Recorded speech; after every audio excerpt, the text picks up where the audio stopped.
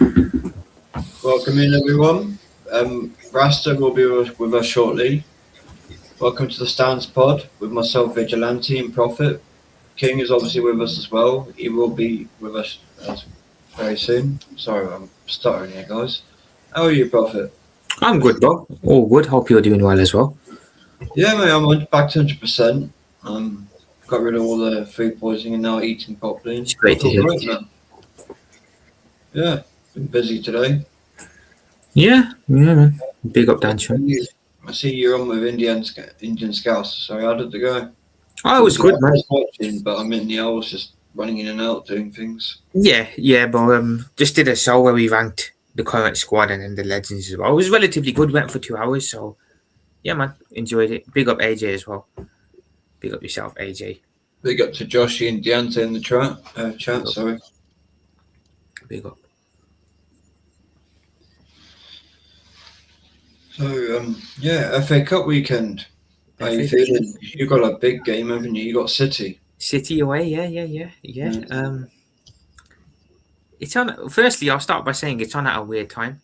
Having this game on at 12:45 in the afternoon feels weird. I thought it'd I've be had that.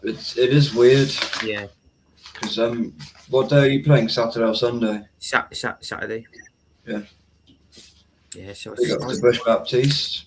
big up to everyone. Big up. How are you Yeah, feeling for the game? I'm not too confident to be fair. Not really.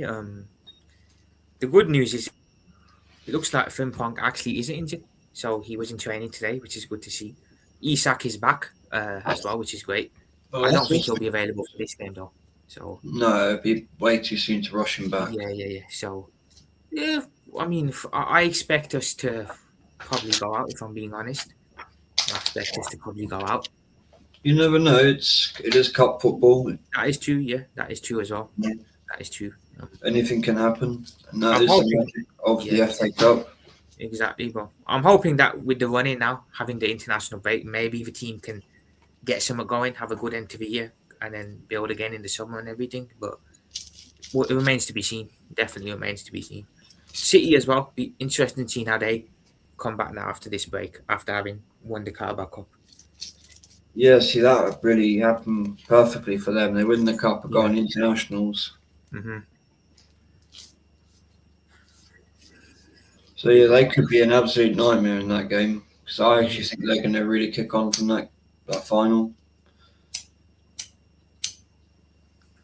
Yeah. Not So too confident for the game, but it is what it is, man. We'll see how it goes. many of your players are away on international then, or you could Oh, basically you have mean did a anyone squad. get injured? Yeah, you got Well, like a foot squad really for that game. Frimpong was meant to be injured, but he's all right. He came back into it. No, everyone's available pretty much now, which is good. Which is good. So hopefully, They go AJ. No big up AJ. excuses from Slot. He has to go for this. Yeah. We it's a chance at a trophy, isn't it? Granted, I won't be too happy if we just to win an FA Cup after spending the money we spent. But a trophy is a trophy at the end of the day, nonetheless. So Exactly, and yeah, I it'll be completely nice. get it. It'll That's be a nice. hell of a lot of money to spend in one go, and only getting one trophy out of it. Yeah, not It's, great. I was saying to people, you should at least be getting double the season with what you spent Oh, and who you yeah, brought in. definitely. Or at least one of the big ones minimum. You know what I'm saying? We're still in the But Champions League, but I don't think we have much of a chance in that personally.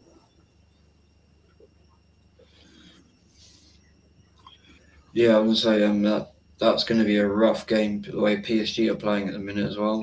Yeah, man. City away, PSG away, back to back as well. Then you got Fulham in between both the Paris Saint Germain legs, so uh, even Fulham in between them games won't be easy. So, and then Everton away after that, after the PSG second leg. Oh, Yeah, Everton, you got some rough fixtures. So have U- Arsenal to be fair. United coming up as well. Chelsea, Villa. Oh, Palace at home. We ain't beaten Palace in ages at home, all away. So I'm hoping that the break will have refreshed us, but who knows, man. Uh, All vital points you really need going for top four for next yeah, season. AJ says No, no, no, AJ. If he wins the Champions League, he's got to stay, bro. I'll be honest. He has to stay if he wins the Champions League. I personally FA think we should Cup, still I sack don't think him. so, to be fair. But Champions League, if he wins that, he has to stay. I can't argue against not getting rid of him. Then he's delivered a second major winner in his second season. But AJ, he won't win the Champions League. I think I'll be very surprised if we do. That would be great. Bus Baptiste Alonso coming in with Gerard as the assistant too. That would be something. We go to Iron Disciple. How Big are up, you, bro? big up, brother. Make sure you are sub to Iron Disciple, everyone. Big up. How about your game, bro? Southampton home or away, is it? It's away. That one I'm very, very worried about because my whole squad's basically the walking wounded. Yeah, you've got a remember lot of right, injuries. You picked about up 8 the- or 9 players were sent back by the international physios, which is a joke. But it's about time it was properly called out, and it has been slightly called out, but not properly. It's still buried under the rug as per normal. Yeah. But big up to I've forgotten his name, but he basically called Arteta out about how he's been treating the youth players, and everything he said was 100% spot on. And include especially about Max Dalman, that he should get out from under Arteta right now, and he should go on loan somewhere into Europe for a few seasons maybe. Mm-hmm. But yeah, and what I'm worried about is obviously our goalkeeper. Who is going to be? It'll be Kepa. All right, yeah. He already said he's going to be starting Kepa, basically. Excuse me. Yeah, and I could just see another calamity coming, like the FA Cup. Not the FA Cup, League Cup, sorry, final. I will say though, but FA Cup is traditionally your bread and butter, isn't it? To be fair, Not really under Arteta. not under one. He's won it. Mm. Well, I know he has won it, technically, even though it's the COVID one. He doesn't really do well in this competition. He normally bins it. Mm. Like, I'm glad we haven't had to wear the stupid charity kits this year. No offense to the charity, but when we're the only London club wearing a shirt to do with no knife crime, it makes no sense. Why aren't all the London clubs doing something? I remember a couple of years ago, bro, when we played you in that, you wore Yeah, white. that was because of Kivior. You beat us 2-0, didn't you? Yeah, yeah. I was fuming. I was basically near enough sat where I am now watching that game. Mm. That was painful. Those awful white kits back then. I'm so happy we don't play in them because I think every team should be doing something for that. Mm. We're like a white armband or something to signal no blood. Yeah. Something like that. Mm. But yeah, and so I can see us getting knocked out this weekend of the FA Cup. I will say this, bro. I probably think about to happen. I think getting all these injuries at such a key part of the season is not a good thing, especially when you have a win in multiple. Karma for the way Arteta's run these players into the ground. Oh, that would be amazing, Iron Disciple, but unfortunately we can't. But hopefully we get your derby next season in the league. That is what I'm really excited for. Joshy J, Arsenal wearing all white, it just doesn't feel right. I'll be honest. I made a pun there. All white doesn't You feel couldn't right. even see the players' names on the back of the shirts. Yeah. You couldn't see the sponsor, nothing. It was disgusting.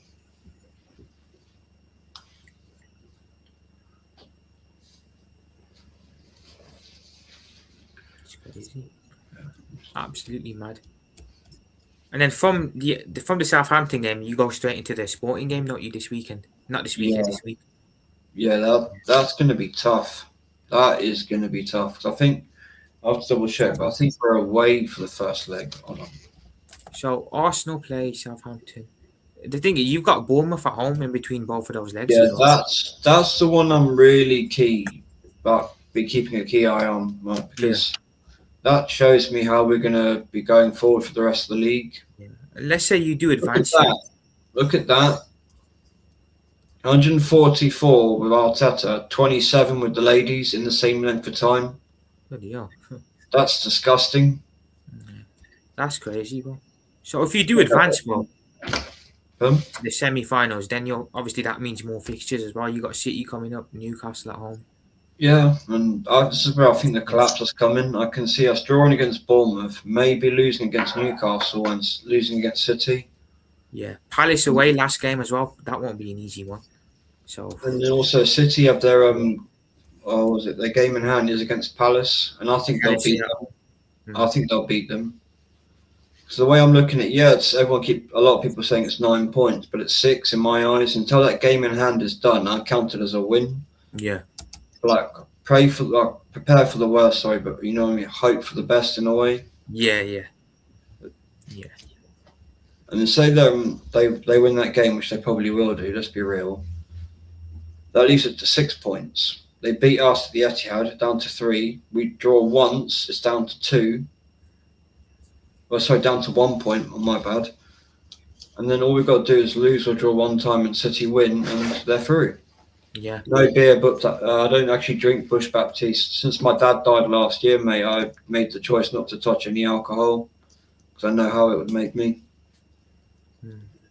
That's not me having a go, by the way. I'll just have my own tone, and I apologise, bro. But yeah, it was a wise decision because when my mom died, I went off the rails a little bit, and I'm not making the same mistakes as last time.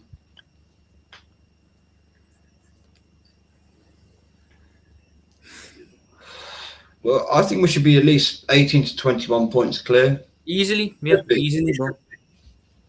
I'm looking at games you got points in, but you should have beat United at home. Should have beaten us. Should have beaten you, yeah. That game, I was fuming.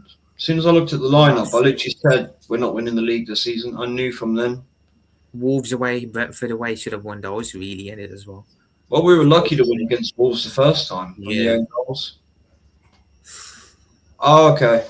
Big up Bush Baptiste.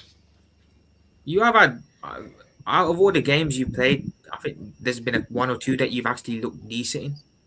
It's normally Champions League. I'm almost done, lads. I'm almost done. No worries, bro. Yeah. Yeah, it's normally Champions League if you think about it, Prophet. Yeah.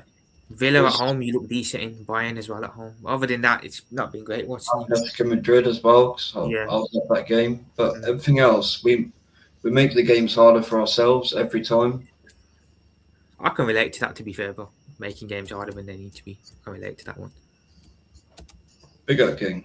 Big up, King, bro. Big up, man. Apologies, I was a little late. I was just watching the second episode of the big match. Is it out? No way.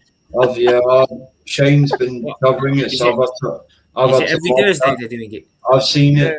I've Every seen it. Thursday, I've had to mob the chat when Shane's been doing them, like a reaction to it. It's painful. Yeah, man. The second episode, man, it's a special episode. 2 guys together. Oh, no way. Forever. Nasty as hell, bro. No way. Nasty. The first one was some miserable old woman, and the poor bloke who couldn't get a single word out of her. Oh, man. Anyway. No, I'm just taking the mic. Sorry, I'm late, though. Big up to everybody inside. Big up.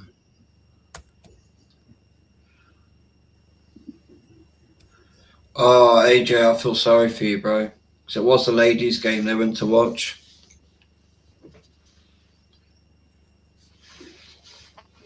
And they need to stop dragging legends into this crap as well. To be fair, at least they would have watched a good game. I said, look, your ladies actually play good football. But like dragging poor Charlie George into this crap to give these Muppets a shirt. Leave the guy alone, man. For fuck's sake. Yeah. Very, very weird behaviour from Arsenal, man. I think it's Arteta and his wife where that's come from. I really do. Because his wife does all these stupid motivational speeches and all this other crap. She sounds just like him. The female version. Probably just as insufferable.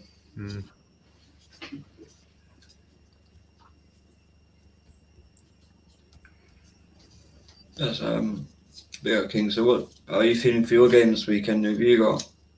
You got Port Vale. How am I feeling? It's at home against Port Vale. We should win. How am I feeling? I feel nothing. I'll be honest Bless with up, you. lads. Bless up, I'm lads. happy. I was happy that was an international break. I was watching women's football. I was watching Yeah, I seen you today, King. You was on a mission today, lads. I apologize for the lateness. This person I had, me and them were discussing something important, but nonetheless, lads, bless up to you, King, Bidge, and big Prophet. up. Let's fucking go, guys. Let's fucking go, guys. Yeah. So for me, Chelsea versus Port Vale, we should win. That's about it. If we don't win that game, then this season just gets from bad to worse. So at this point, my club has let me down enough. We've been 8-2 by PSG, back to back defeats in the Premier League. So we need to win this game. True. True. You need a lift. You need a lift. No, no, no. I just need them to win. I need them to do their Yeah, job. that's what I said. That's what I said. To win, you need this win to like give you a lift. That's what you need. No, no. My season's done. I don't care. They just have to do Mm. their job, though. I bet True. we'll leave the season with a trophy. If I don't leave it with a trophy, everybody got to go. Man said everybody gotta go. I respect it, King. I respect it, man. Everybody got to Uh, go. Like, any season for me, when it comes to our clubs, any season you leave with no trophy is a waste of a year. failure, yes. So, To be fair, if Chelsea still have anything, a I chance should be to win paid. this. I should be. I completely agree, King. There's 5 trophies every season up for grabs. Mm-hmm. No, so there's 5, isn't there? Obviously, Super Cup. Super Cup, yeah, if you're in it. Yeah. What were you gonna say, Prophet? No, I said Chelsea have still got an opportunity to win a trophy here with this FA Cup, so it should be taken seriously. Gotta take it serious. Got to take it serious. If you lose, does Liam should have been sacked already? We've got humiliated, but against PSG, should have been gone. Yeah, that's wickedness. Who do you guys think is the better manager, Carrick or Rosenior? Carrick. Carrick. Rasta. All right, Joshy. I say it's gonna be Carrick because who else is really out there, bro? To be honest, to manage like that. Well, just look at the bounce you've had from Carrick compared to Rosinha. Mm-hmm. And also, you look at what Rosinha's doing, you're just like, why are you doing that? Why are you picking those players? Carrick hasn't done that. Not once have I looked at the lineup and gone, And it's like with Rosina, he's just experimenting with players. I'm like, bro, stop experimenting. You got to pick something that's going to work. Mr. Exactly. All, Like, man. you That's what he need is. the more games you Go win, back to basics. the Like job Carrick, is. look how Carrick went to basics with you, Rasta. Got you guys actually playing good football. Yes. I don't know. I think they're both as bad as each other. Honestly, outside of trolling Rasta, I think Carrick's not good enough.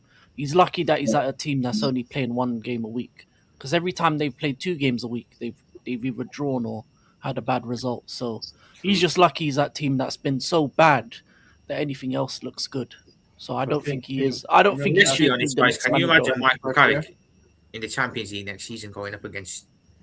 And then Honestly, I think he managed games in the Champions League before. You get me? But yeah, he did. I guess it was either 1 or 2 games. But all I'm saying right now is like a breath of fresh air. I never was getting gassed from day one. Like some of the fans in my fan base are crying out loud, man. Yo, man, them when I said that, when I see how everybody was getting gassed, I'm like, okay, blood. Let's remain calm. Yeah, let's remain calm, lads. But I'll celebrate the wins. And listen, I still feel like when Mboimo and Ahmad comes back to international duty, I don't care. I need them to start scoring goals. Like seriously, Mboimo, you might be the highest goal scorer for this season, bro. But I still think you should have scored more goals in certain games. But you know what? Fairs, whatever. Everybody have a little fall off, whatever. But for the rest of the season, I expect goals to be in the back of the net. That's just me personally. So I say it, bro. I say it as it is, bro. Like I'm a realist, bro. Not because we're doing good, we're doing great. I said, bro, next season we could get slapped up in the league, slapped up in the Champions League. You get me? So let's be real here. Let's enjoy the moments. And the club needs to focus on the midfield. Feel me? Get squad depth and all of that. and hopefully we have a good preseason, yeah. But easier said than done. Easier said than done. You get me? So I never was the type of person that get gassed and giddy and all excited for no reason. I just felt, yo, I'm just gonna remain calm. That's it. To be fair, you know what I mean. Well, we're still talking about Carrick. Yeah. I'm done on my part. I'm not. I have nothing else to say on that I part. think But for me, it would be a dumb decision for United to keep Carrick next season. Yeah. Mm, And it will be a dumb decision that they'll make because they've done it before with Odegaard and Solskjaer. mhm. You never make a temporary thing a permanent. It never works out, True. especially considering next season they'll be in Champions League. They'll be in multiple competitions as well. So And to be honest, guys, while he's done well, let's be honest, they have also benefited from the league being crap. Hence why they're they're to be Yeah, fair. no, And I no, think they've been Rasta agrees with it benefited as well. from no midweek games. They've benefited that they Yeah. just play once a week. Every time you've seen them play twice in a week, they drop points or they lose Yeah, a 'cause game. look at what Ange did in his first year at Tottenham with one game a week. You got fifth. It's very easy when you're only playing once a week. When you play twice, then you start to see, okay, what the squad's really made out of. Yeah, mhm. rotating the squad, deciding what players to play when, having to make tough decisions. Those kind of decision making skills come from playing 2-3 games within 7 to 8 days, 9 days. All I gotta say, next season is gonna be a big test. Yeah. Next season is gonna be a big test for me. So I've said it before, and I'm gonna say it again. I have no reason to get gassed or giddy over anything. Yo, big up nighttime kid. Big up nighttime kid. Yeah. Big up, bro. Big up. So I'm just like, hey, I'm just gonna enjoy the moments. Let's see what happens next season. And that's just me being real, 100%. Because I feel like, yes, I'm glad that we're winning, but at the same time, the league has been so shit that I'm like, yo, imagine if these teams like Chelsea, Villa, Liverpool start taking shit serious. We wouldn't even be where we're at right now. So, to be fair, I'm just grateful, but at the same time, I'm cautious and concerned about next season. You feel me? Mm-hmm. Yeah. So everybody for me is on standby until further notice. I hear you, nighttime kid. I hear you. So lads, let me ask you all a question. What y'all think about the Deserby appointment? Well, I don't know about you. I think they'll stay up, can't they? I do think they stay up. I'll Mm, put it this way: if they stay up and they back him in the market with some players, I think they can do something. But they'll be better next year. mm-hmm. King. Big up not some kid. Mm, I think they go down, I really do. For me, you don't need that. That type of manager appointment is the appointment you make after you survive. After you survive the season, you got a fresh season, fresh look at outlook on things. He can mold a team. He has time to implement his style of football. mhm, What's he going to do in the last 7 games that's going to help them survive a relegation battle? The last time he was in a relegation battle was in his first job in like Sassuolo. That was like 5-6 years ago. So he's never been in a relegation battle in England. He doesn't know what it mhm, takes to graft out results because he's just been comfortable with Brighton and with Marseille. mhm. So I don't know why Tottenham are making another dumb Hold on decision a and second, bringing King. him in. Take it easy, AFC always, and keep me I'll posted. pick up AFC always, brother. Yeah, big up, bro. You rest up. Rest up and keep us posted. Yeah. Sorry, King. Continue. But yeah. For me, what was I saying again? Yeah, so for me, I just think they needed to get a manager that was about to Yeah, that can get a bounce. That is a bit more. It's going to be less about tactics and more about a manager that was able just to galvanize his player to actually fight for the badge for the last 5 to 7 games. Then you bring in a De Zerbi. Mm-hmm. For me, I True. don't think it's going to work out. Honestly, It's true. I hear it, bro. I hear it. the only way they'll be lucky is if West Ham is just as bad as them. That's it. Fairs. Vidge, what's your takes on this? I'm pretty much the same sort of mindset as King on this one. I don't think it's the right manager just yet. Maybe for next season, but a lot of people aren't looking at his record at Brighton. Yeah, his win record was terrible. Then. Yeah. Yeah, it was dreadful at Brighton. Yeah. And I don't think it's the right thing for them to be. I know they want to play good attacking football, but it's not the right time. Now it's when you get in like a Big Sam and Neil Warnock who will just sort those players out, get them structurally sound in defence, and stop you leaking goals and going maybe picking up draws and extra points here and there in games. I don't think the De Zerbi appointment is right just yet. Maybe get one of those two on the short-term thing till the end of the season, and then you get him in over the summer. Big up, AJ. And due to that, I think they're going down. If they had made an appointment like I've said, I believe me that, and they will, especially Neil Warnock, mate. You believe me? They're not listening to Neil Warnock. Not a chance, mate. They will listen. Nighttime Kid, surely you know Sam Allardyce as well. Like Sam Allardyce. Do you not know who that is, Nighttime Kid? And Redknapp played for your club. You don't know Redknapp, bro. What? Both. Well, you got the son. Come on, Nighttime Kid. It's a part of the history of the Tottenham, bro. And the son also played for your team, didn't he, Prophet? Yeah, he did. He played for Liverpool too. Yeah. Big up Adam. Big up Adam, bro. And Harry Redknapp, I don't think that's the right idea. No offense, but he's too old. Big up, Adam. Big up. I think the guy's around 90 years old or not far off. You can't have Harry Redknapp in the job, man. Let him rest. Let him just chill.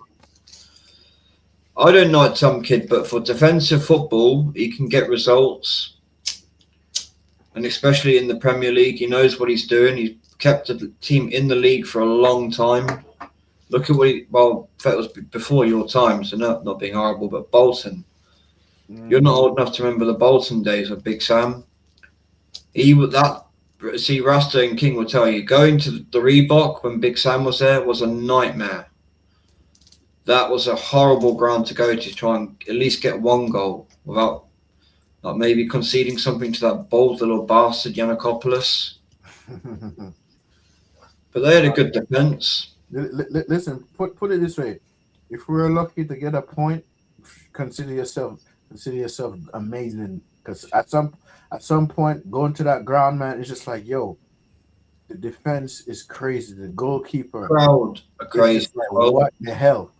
You get me? Like a good ground to go to, but like Fulham's.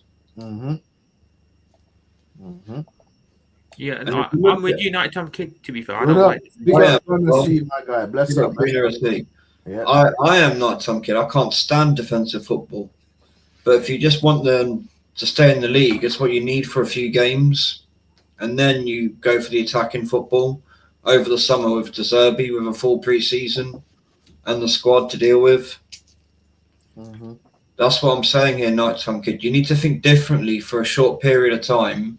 Sort out what's really wrong, which is your defence and your goalkeeper especially. Any of his bozo moments need to be ironed out.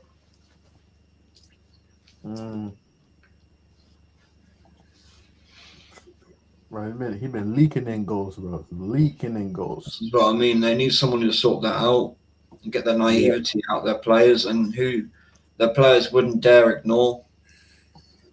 So, Rasta, what's your opinion on the Tottenham situation? Honestly, bro, Tottenham needs all the help they could get, bro. And I have to agree with you, Bitch and King, and you. I agree with all the man them, yeah. it's a little too late for De Zerbi. You get me? Maybe they should have got him before Igor Tudor. You get me? But are right after Thomas Frank.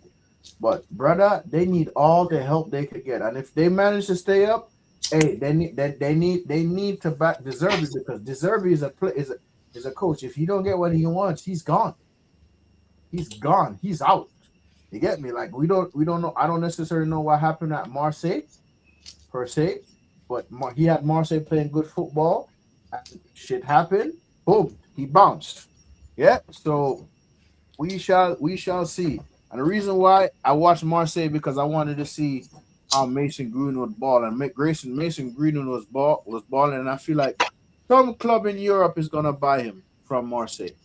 Some club. I don't think he should come back to the Prem, but some club in Europe is gonna buy him. I've been watching him to keep an eye on Manieri, and he's been doing well out there. I'm really happy to see it. No worries, Brady. And I say two of them were me. Like when you told us to unsub, like that, two of them were me. Big up to you, bro. All right, man. No problem, bro. No problem, bro. We understand, brother. Don't worry, man. We won't. Yeah. Go ahead, bitch. Yeah, but Frank wasn't properly back, not some kid. Look how terrible your transfer window was over the summer. Yeah, the fact that. Yeah, that's going around a lot as well, and with Chelsea, we'll have to see what happens to that one because I think that could happen. I could think he could leave. And speaking of Sunderland, the fact that Sunderland just came up from the Championship and they're doing that great, bro. They put Newcastle in a cliff twice. Yeah. Twice. Well, the fact there was League One, then Championship, now the first season back, they're well clear of Newcastle on the table is mad. Okay. MLS, my Lewis Skelly. I hear it. I hear that. I hear it's linked to us, but I don't know if that's going to happen. Honestly, I don't. Hopefully, it's on loan into Europe. That's what I wanted over to Dortmund. It might. I don't know, but if it happens, it happens. If it don't, then it don't. Thank you, AJ, for reminding them like a mid-table Spanish team for Lewis Skelly. That would actually be good for him playing in midfield. So what team do you think in the Spanish league, in La Liga, will suit Lewis Skelly? Let's have a look who's mid-table. I would say Villarreal's a potential one, along with Pepe and someone you should already know. And I think you could do well there. Or maybe, I don't know, maybe Betis. Fairs. And you see with Sevilla. I was going to say Sevilla. Yeah. Atletico Madrid would be nice, but I don't see that happening. Don't want him on permanent. I know you know who I think is an Atletico Madrid type player, Garnacho? Yeah, he need to go back there. I feel like he came. That's where he came from. Him leaving the Prem because you know he keeps leaking lineups. I don't think any manager will go near him. I don't think he's getting that AJ. That's just rumours, right? That's just by the cult because they are getting desperate. They know how bad it is. I mean, 8 or 9 players sent back from international duty on injured. And that is mad, though. That is mad. That is mad, bro. 8 players out on injury. And listen, and guy, we had to give King a round of applause. He said England was not going to do nothing, and he said England was shit. And look what happened. Look what happened. I'm glad he doesn't have that gong this time. He's like, fuck. Every time you're in that Japan game, you know when the goal went in, he got me right off guard with the gong. See, you King, you're a professional troll. You. Big up to Japan, though. Did you see that goal they scored? It was actually pretty good. It was amazing. Yeah, good counter-attacking goal. 100% AJ. 100%. He should be sacked anyway. But I feel like He's so protected by the media. I find it crazy. Oh, bro, that guy is. He's It's the. funny I think to he's the know, most mate. protected manager in the Prem, personally. Mm-hmm. I've So, never seen him. No one digging him out. No oh, one yeah, journalists that's going for him. crazy. Mm-hmm. Saying it's almost He's like he's paid them off, bro. You know what I'm saying? Leave That's me what I alone. think is going on here. Something like that.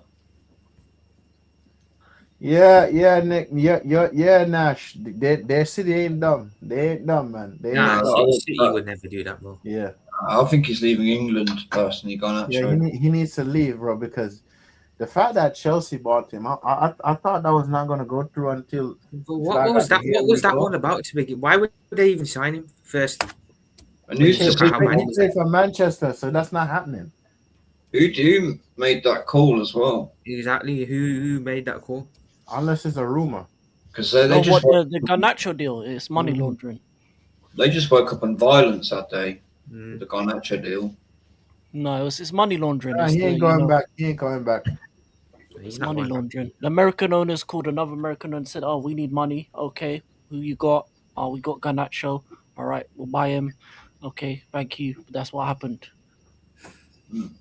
Same as the Mason Mount deal. That's all I think these deals are. These money laundering. Because I don't Yeah, same exactly with know why the prices of these players are going for that much. I don't know why you spent that much on Medweke. Don't know why Man United spent that much 29. on Mason Mount, on all these Right. players. Let's be real. Kepa's not even worth 1 million. What do you mean? That's the greatest 5 million you ever spent. Cost us a League Cup final. Exactly. Yeah, exactly, man. Exactly. Exactly. I'm anti Arteta, so anytime he loses, I win. I'm Um, anti Arteta, not anti Arsenal. Unfortunately, I can't. I will never go that way.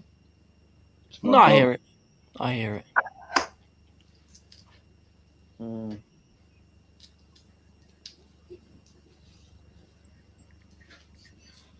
I hear it.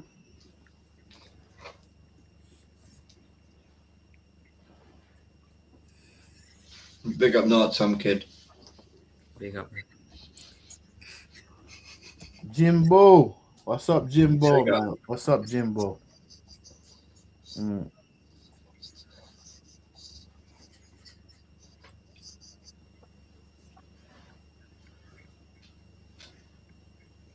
It's a racketeering and wire fraud. That's funny. We'll say about your game, Rasta, but I'm not trying to rub salt in, but you're obviously not playing this week in FA Cup, are you? No, bro, it's all good. No, It's I'm you actually and about to London. ask about your ladies' team. Are they playing this weekend? I think so. You know, I have to double check. You're not doing a watch along? Or? No, I'm working this weekend, so I can't. Unfortunately, I can't. But bro, this is why I say sometimes the football work against me, bro. It works with my schedule, then it work against me. That's why I wish that listen. I wish my schedule would work for me, not against me. You get me? You get me? Well, I am No, glad. there's no women's football this weekend. It's not. It's an international duty for them. Oh no, it's women's FA Cup. Mm. Oh, So, and Man United women aren't in the FA Cup. Yes, we're out of everything. Shit, oh, damn. we are shit. It is Oh, what it is, man. I'm so So glad. the women's FA Cup is Arsenal, Brighton, Charlton, Liverpool, and then on the Monday is Chelsea, Tottenham, Birmingham City. So it's quarterfinals for women's and men's FA Cup, basically. Fierce. So who you reckon is gonna get through this? What, which one, men's or women's? Both. Yeah, 'cause I need to actually have a look at what the full fixtures for this weekend. I know. City From the and panel Liverpool here, play. I think King and Vidge go to. I think I'm crashing out. I can't lie.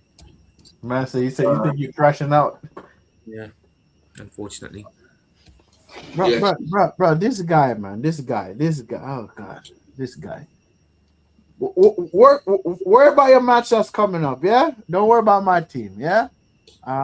Let's see, fellas. I don't think.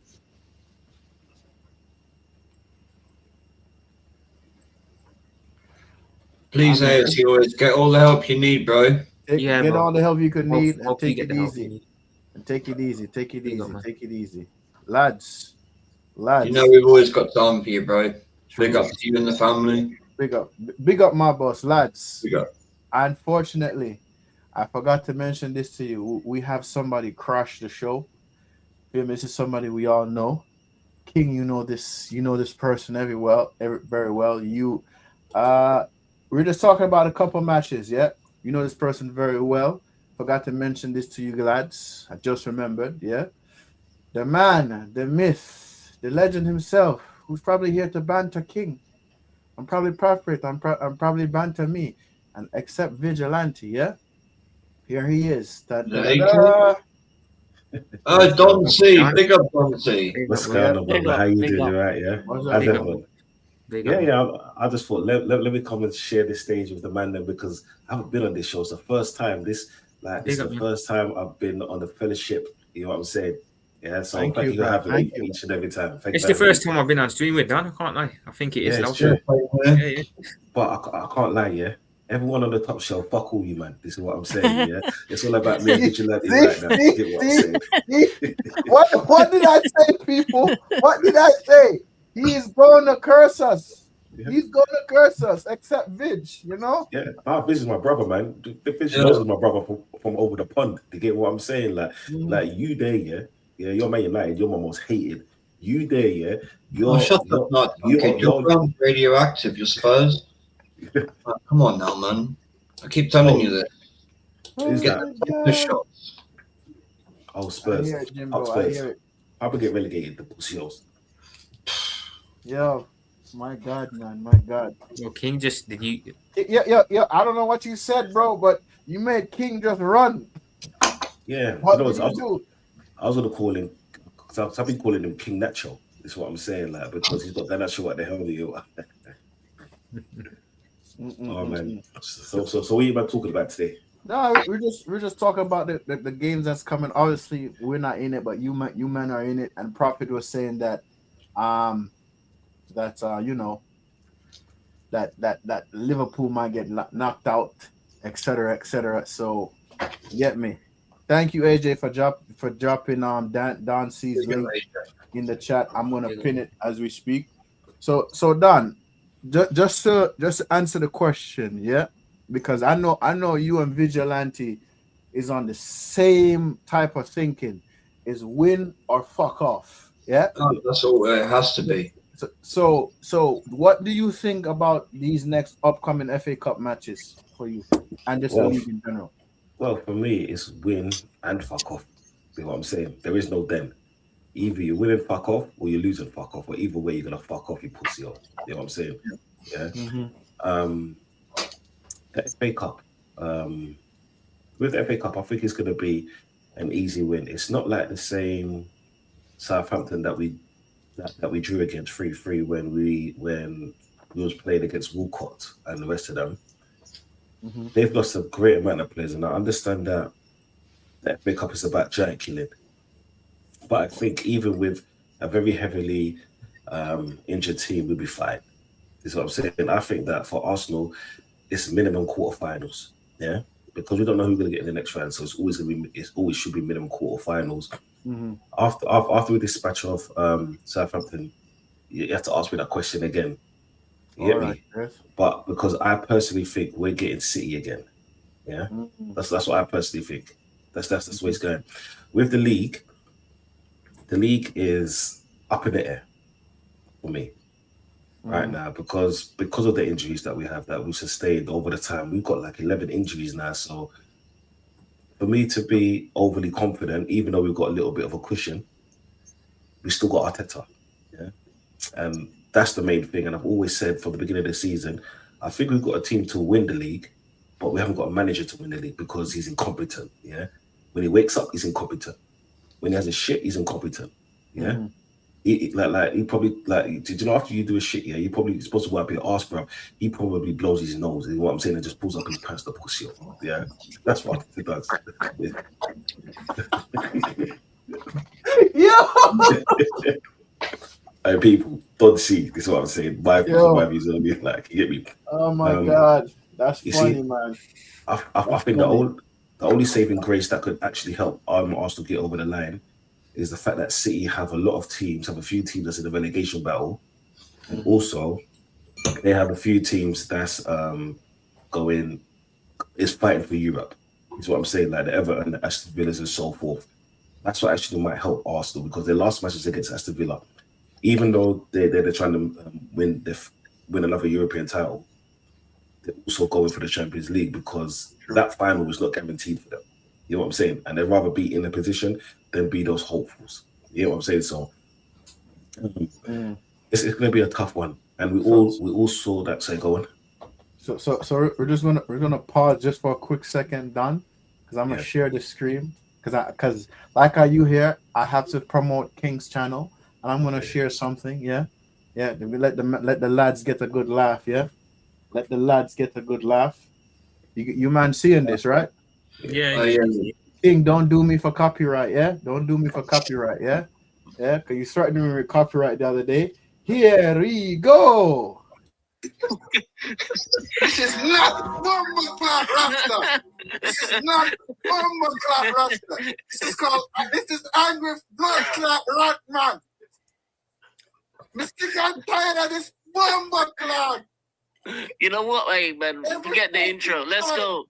Every time, Mr. Mega support Jamaica, they just disappoint me. This is not Blood Clot Rasta. Big up, Ray. Big up, Ray. Blood Clot Rasta. This is Angry Bomber Clot Rasta. This is Angry Blood Clot Rasta. I'm tired of this Bomber Clot. You support fuckery. The players them are fuckery. The coach are fuckery. Why the Bomber Clot me waste my time once I game there? Why the Bomber Clot me watch? Hey, how you doing, brother? Me now want no more Blood Clot Jamaica match. None. Me sick and tired of it Bomber Clot now. Week after week after week. Me tell people say we now go Bomber Clot World Cup. Them say me I idiot, me I chat fuckery, me I this, me I that, eh? Me tell you say we now got a Bomber Clot World Cup. Open a Blood Clot learn now. We now got no Bomber Clot World Cup. What the fuck me say? Tell them to say we're not gonna Bomber Clot World Cup. Tell them no. But me a madman, we don't know how me attack. We have quality player. Quality me Bomber Clot. Which part of them quality? If a player in Bomber Clot get in team and Bomber Clot team I get relegated out of the Bomber Clot Championship. And next player will go up on Blood Clot loan in Italy. Him then play for the Blood Clot national team.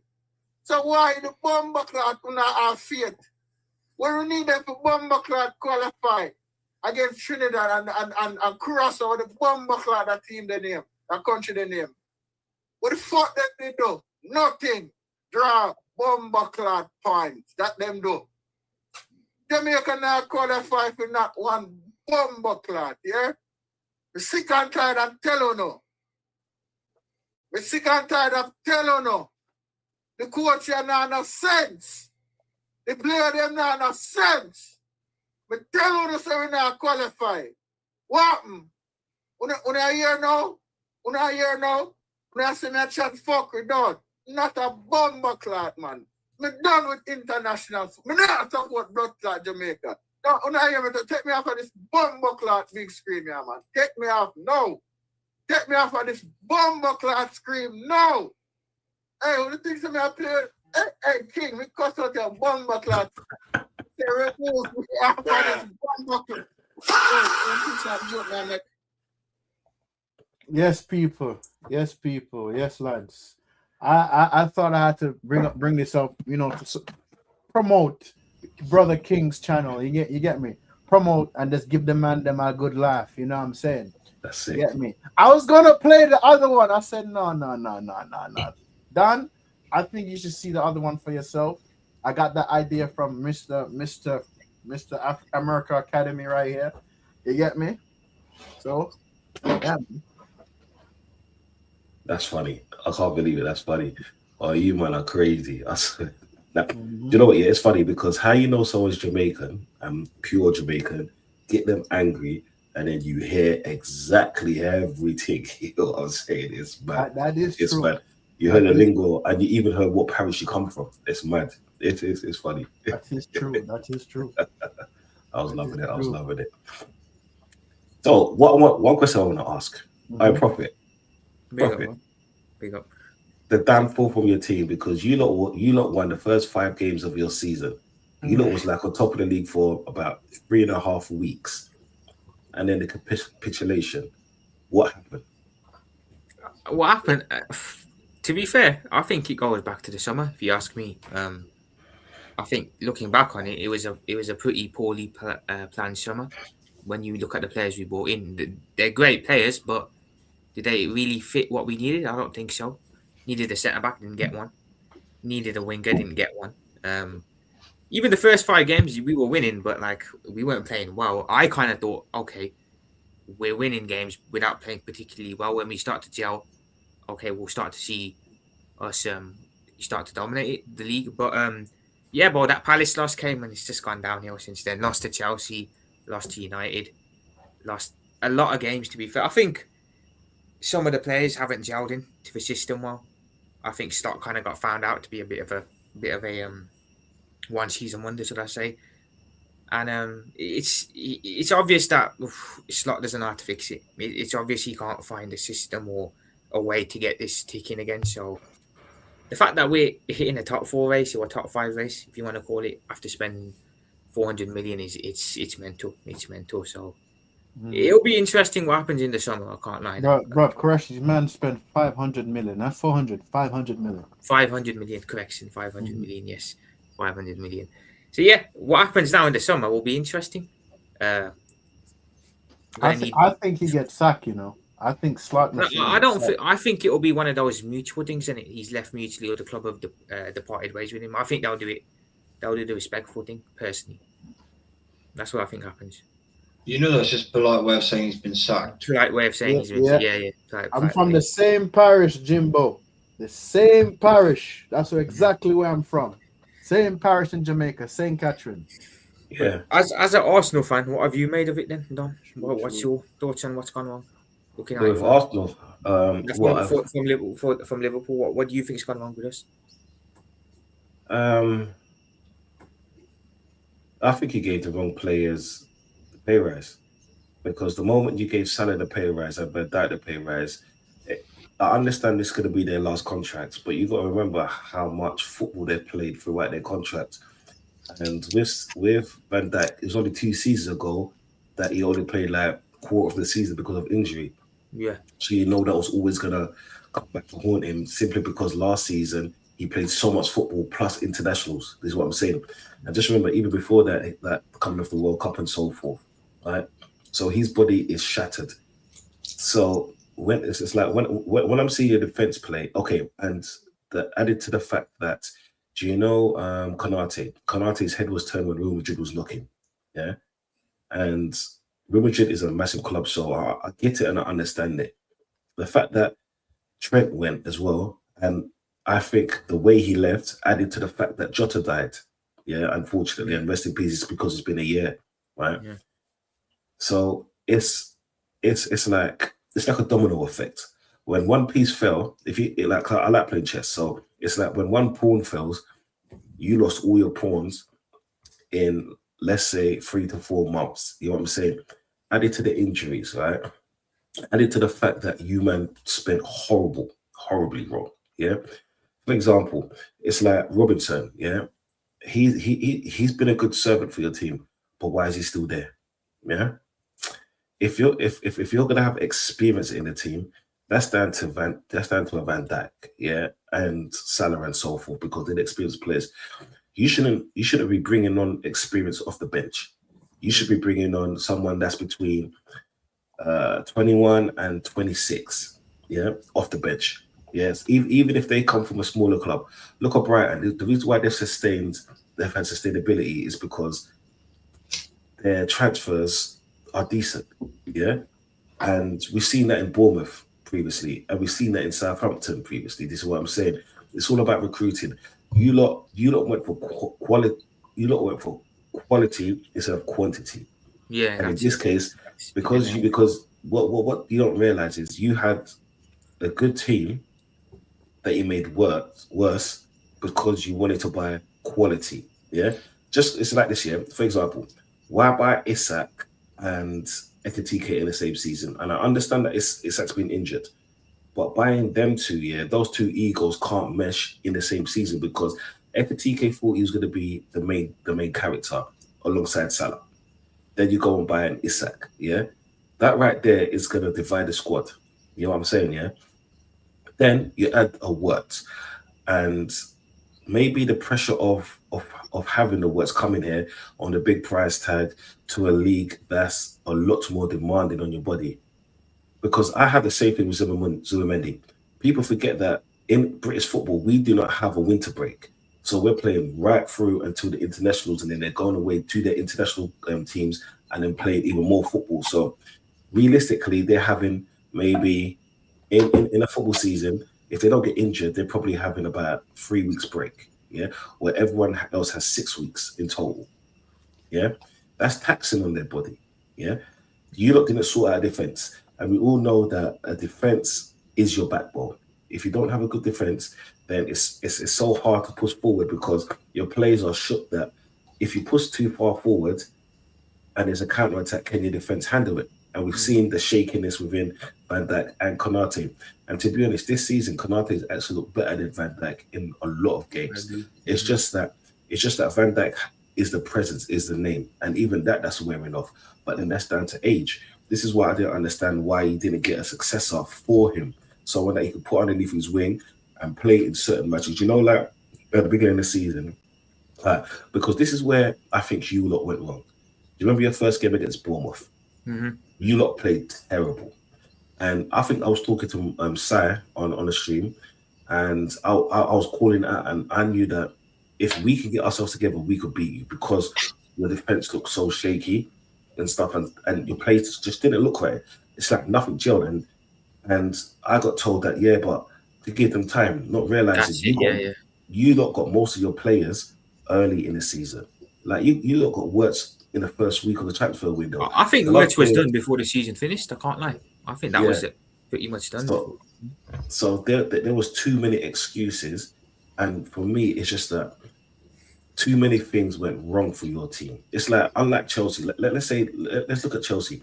Chelsea has more of a ready-made team because they've got a mixture of youth and experience, but they didn't have a great manager and they don't have their star players always fit. Yeah. With Arsenal, Arsenal's got a total package. It's just that we haven't got a manager. Man City, Man City are a dying football club in the terms of Pep style is kind of getting stale. It shows that if you can't get us, let's say a number 10 at a certain caliber and a fit DM, look what happens. You know what I'm saying? Because you got to remember when Pep was the man, he started with company. Yeah. Diaz was on form. Stones was on form. Yeah. These are all footballing guys. Now look what he's reverted to. Yeah. Rodri with the injury, he hasn't looked the same. KDB's gone. Yeah.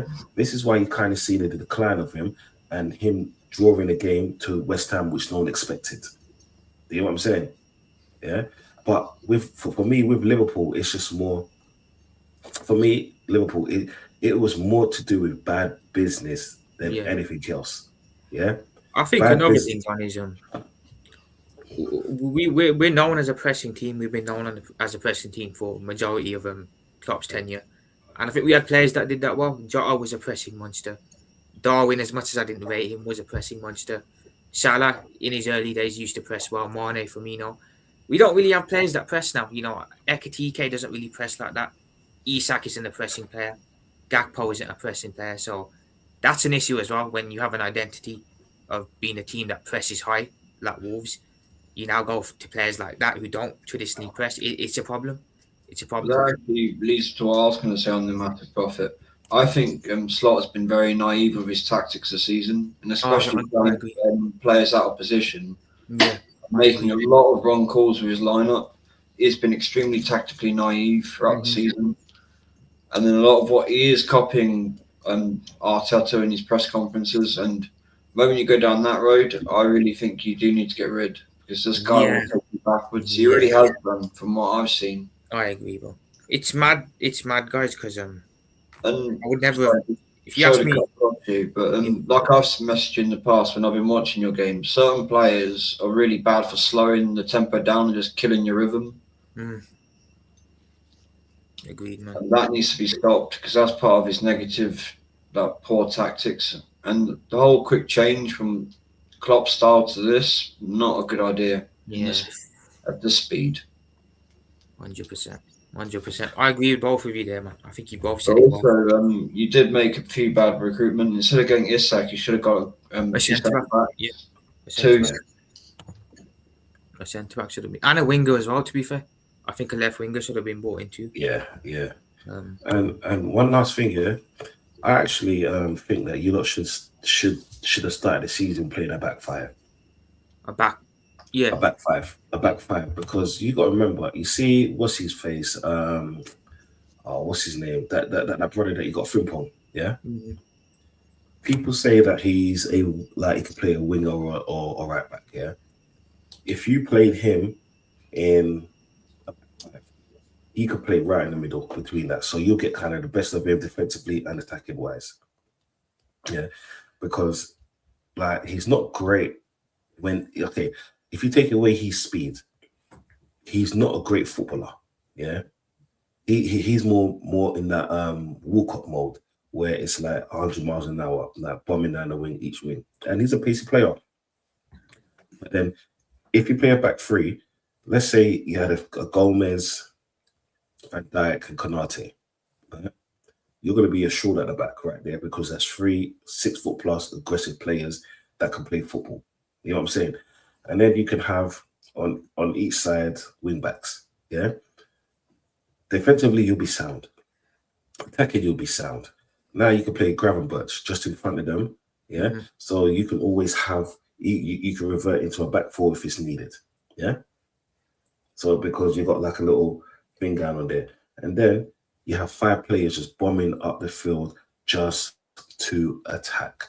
That means you have the right balance in the team. Where he's gone wrong is because he's stuck with a back four for players that aren't natural to that set formation that he's playing. Like you said, look at the players that he had. That was under Klopp style, and I understand that Klopp is not there. But then sometimes you've got to kind of utilize the players for what they are. Yeah, even using the old manager style, and then within a season or two, you start getting rid of all of the players, and then you kind of implement your own style and the way you want to do things, because you have a place to fit your style. Yeah.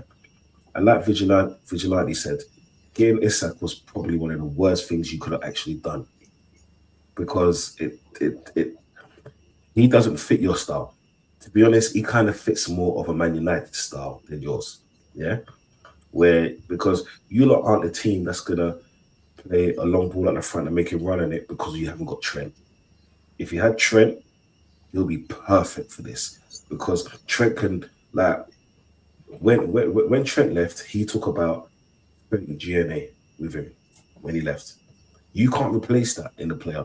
There's certain players you can't replace. Yeah. So having an Isak is pointless. So this is why you should have put Ekatike through the middle, because Ekatike at least will hunt down the players. Yeah, he'll close down the players from the top. He might not do a lot of defensive work, but you shouldn't have to have him to do the defensive work. This is why I said play a back five. Yeah, so you've got defensive like structure and you've got backup. Do you get what I'm saying? Like this one here, players have been underperforming. I get it. Van Twerk has been twerking and all the rest of it, but this is down to the manager. This is down to the manager. And like Vigilante said, he when he first came in there, he was a mixture between Klopp and Pep, but now he sounds like a bitch, motherfucking pussy or Arteta, Amrin. That's what he sounds like. Yeah, he's making excuses. Yeah, it's like he's trying to get himself sacked. Yeah, and if you want to leave, just leave. You know what I'm saying? For me, it's slot in. So Jimbo, I don't know what he's talking about. I think he's doing a great job. But if I'm going to be cordial, yeah, Like, you man won the league last season. This is why I want to ask the whole panel this, if it's possible. Mm-hmm. Who's okay? If the season finished right now, who's had the worst season? Man United or Liverpool? No. Man United and Liverpool. Liverpool. Oh, definitely yes. Definitely yes. 100%. We got nothing to Definitely play yes. for. And At just the remember, point, if you go and look at this point last season to now, the points gap is quite significant in the difference. And Don, the thing you said there about everything, that this actually started last season, you know, after the cup, the Carabao Cup final against. It started all the way back last year, but I think loads of, myself, I overlooked it because we were doing so well in the league and that, but it's something that's kind of been happening since 2020, early 2025. So I agree. It's a footballing thing. It's got nothing to do. For me, I don't agree when people are saying we're losing games because players are dealing with grief because of what happened in the summer and that. For me, it started before all of that. When Jota was still here, we started to see this. So for me, I think it's disrespectful in my opinion to be using that. I've got to be honest. I think at the beginning of a season, we sit there, we say, okay, this happened in the summer. We're going to use that as motivation because that's what a lot of fans were saying. We're going to use this as motivation to win number 21 now. As soon as we start losing games, I don't like how it gets thrown out. Oh, it's grief. It's going to take time to get. I don't know how you feel about that as an outsider, but for me, I don't like using Respectful. I think he's at peace now. Let him rest. Yeah, I agree. That's my thoughts on it. It's fun. It's funny because I think I did a stream on my thing. Yeah, it was me, Blacker, and King, and that exact question came up earlier on in the season. Yeah. And the words I used in it, and Jota, rest in peace. You know what I'm saying? I think that Liverpool fans are fucking pricks for even bringing that up. Yeah, I agree. The ones that are. Yeah. If you man won the league, you lot would have said we did it for Jota. Yeah. Yeah. You got to stop using his name and saying that the players are like, I get it, the players grieve and all of that. Yeah. But then they have a job to do, like we all have a job to do. If someone passes in our family, we'll take some time to mourn, and we probably will never get over it, but we need to sustain our job because we've got bills to pay. You know what I'm saying? Right. So for them to be actually using the fact that Jota died, and rest in peace, Jota, and I sound like an arsehole for saying this, right? And his brother. And his brother for doing for the way Liverpool is playing. They're fucking idiots. Yeah. You know what I'm saying? Yeah. Every single one of them. They remind me of Tottenham fans. Always talking shit for no reason. Yeah? That's what they remind me of. They need to get over it and realize that this season hasn't been good enough for multiple reasons. And one of those reasons isn't because Jota. Because let's just say he was still alive. Yeah? Who knows? He might have even been at the club. What they're going to talk about now? The players that they've come in and hyped up, they haven't done well. The players that used to sustain and score the 24 goals, they haven't done well. Mm-hmm. The players that used to stop goals from going in, they haven't done well. And your keeper as well, like Alisson, he's been an amazing servant for you. He hasn't done well. Yeah, you can't always blame it on other things. It's just that the father time always catches up with your body. Yeah, and if before, you got to refresh it. Right. Like when we first started all watching football, I know we're all different age groups. Look how many players we've seen in our clubs. Why aren't they still here? Because their knees goes, their ankle goes, their back goes. You fucking get old, bro. Yeah. I had hair once. The older I got, my hair fell out, blood. It is what it is. Yeah. People need to stop using Jota as an excuse and realize my man just isn't good enough. The whole team hasn't been good enough. Mm-hmm. Another thing as well, selling Diaz was a big mistake. That was a mistake. Yeah, that was a mistake. I know that guy. How he constantly plays Gakpo, I don't understand that. And it's like Arteta at 29. You're just like, look, why are you doing this? And to be fair to Prophet, Sober Sly has been saving you guys. Yeah, and he's been played at right back. Yeah, that's what a stupid thing to do. Yep. So let me ask you this then, Don. Yeah, I've asked the rest. What as an outsider, what do you genuinely think will happen with Slot in the summer? Do you think Liverpool keep him, or what do you reckon? I think Liverpool give him until Christmas. So you think he gets off this? Okay. The reason why I say he'll keep him because you lot won the Premier League last season, so he's got money in the bank. Yeah, but it's more thin ice money in the bank, right? Liverpool haven't been that club. Like if this was a Chelsea, let's say, they would have sacked him because Chelsea have a culture for sacking coaches, especially under Abramovich.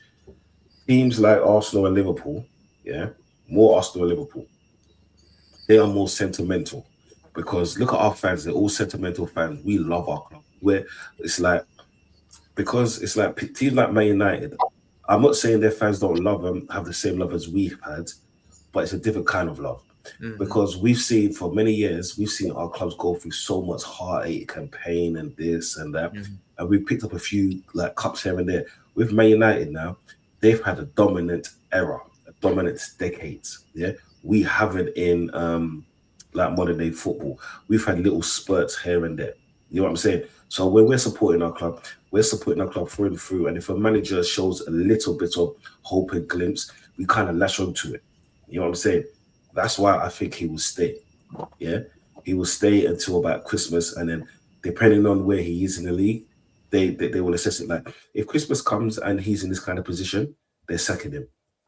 If he's in a Champions League position and they're winning a few games and so forth, and they go very deep into the cup competitions, they're keeping him because that's that. All he will say is, in my opinion, is that now we have a team that we can build because you've got to remember. Last season was Klopp's team. Yeah.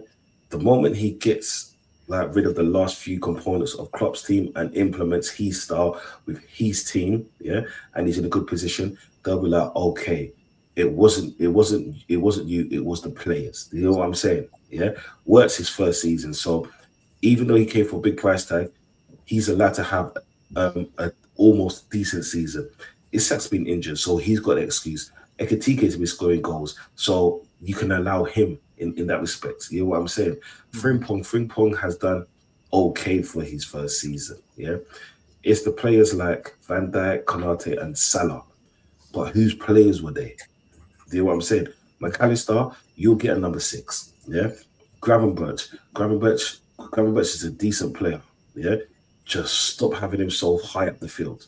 Yeah, but then that's just because there's no creator because of obviously Trent went and Wirtz hasn't been a player which you expected. Yeah, this is why I think he will stay because there's so many things, there's so many excuses that he could make why, yeah, or the club could make why, in my opinion.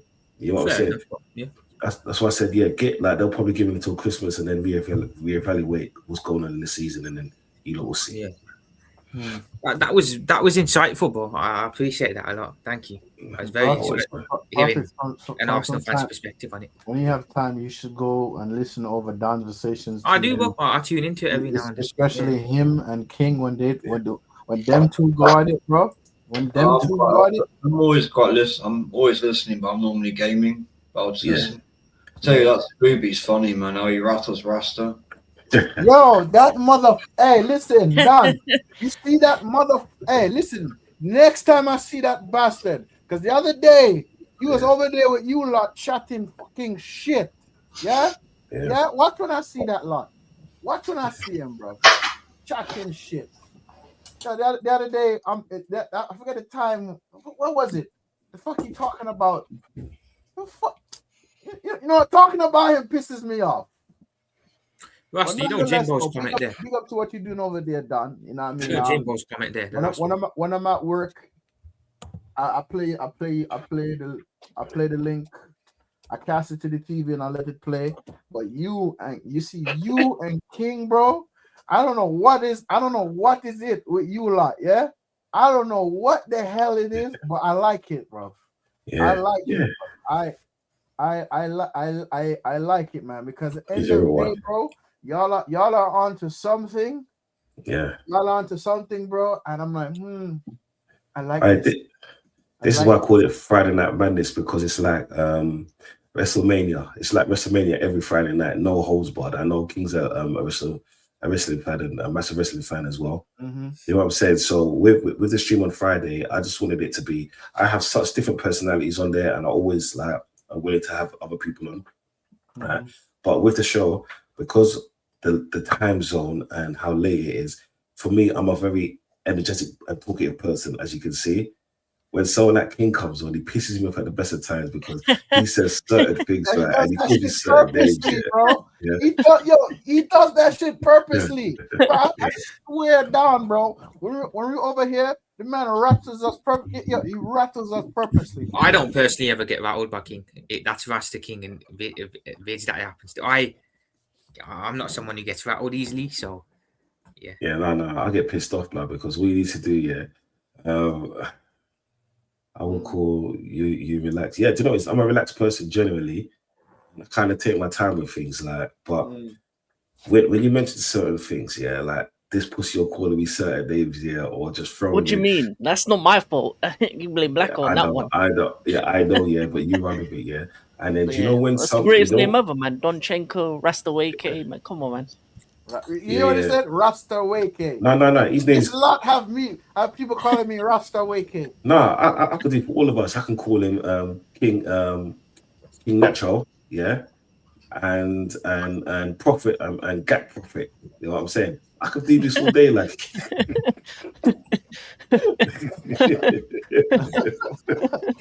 Yo, it's funny. Like Vigilance, my boy, like this is what I'm saying. So we're in this rap together. You know what I'm saying? People forget people like me and Vigilant, yeah. Vigilante, we've had to deal with this pussy or talk about a dog called Win.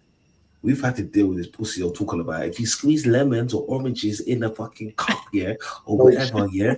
We've had this pussy or talking about a bull, yeah. We lost the game because of football. That's not the worst shit. I thought that was the worst shit. But the fact North that London forever, Tom. on your football club's channel, I seen some dating shit. I thought Mitch was lying. When I went and see the dating shit, I'm like, the fuck is this? Dating shit, bro. I'm like, nah, bro, this is mad. Yeah, I've seen it. It's bad. I mean, we bought that dog, then we lost 3 days later.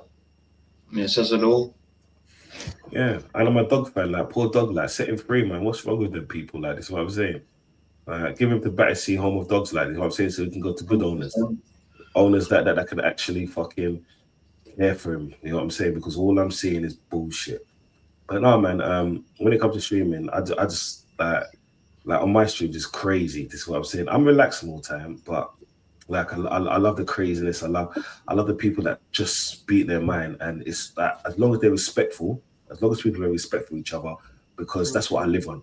You know what I'm saying? Because that's the thing, people never take it personal. If you're bantering, fine, banter. The minute you take it personal, get the hell out of here.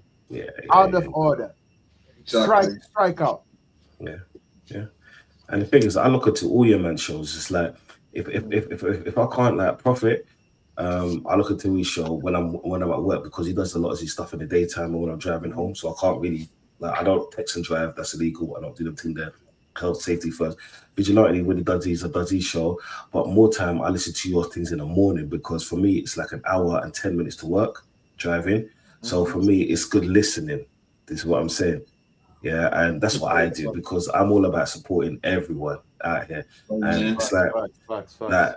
Did you notice the bigger channels? I don't like listening to them too much, simply because like there's one or two that I do, but the rest of them I can't, just because it's more forced fake things for the likes. With the man them, it's more of we say what's on our mind, and if you don't like it, fuck you. This is what I'm saying. And if you read, it's like this year, we listen to Vigilante, yeah. Some people can say, yeah, he's angry. He's only angry because the club are moving in a way that is not good enough. Taking the piss, that's what they're doing. You know what I'm saying? With Prophet, it's the same way, and with King, he grew up in a day and age when Abramovich was ruling the world. It was the emperor of football. You know what I'm saying? He was hiring and firing, man, yeah, like his name was fucking Donald Trump in fucking The Apprentice. You get me, yeah? That's what he was doing. So we have big hopes for our clubs, and when we see our clubs moving in a certain way, people think that we're negative, because I've never been Do you know there's that saying, top gooner, bottom gooner? Yeah. Yeah. I hate that talk. I'm Arsenal do better because I don't like to be put in that bracket of I'm negative, I'm positive. Because if we play good, I will praise them. But if we're doing shit, yeah, best believe, yeah, what's coming out my mouth ain't for everyone. And if you're under 18, yeah, just keep watching the Teletubbies and chill. I'm not the one for you. Man said Teletubbies. I'm not the one for you. I'm not the one for you. Mm. That's it.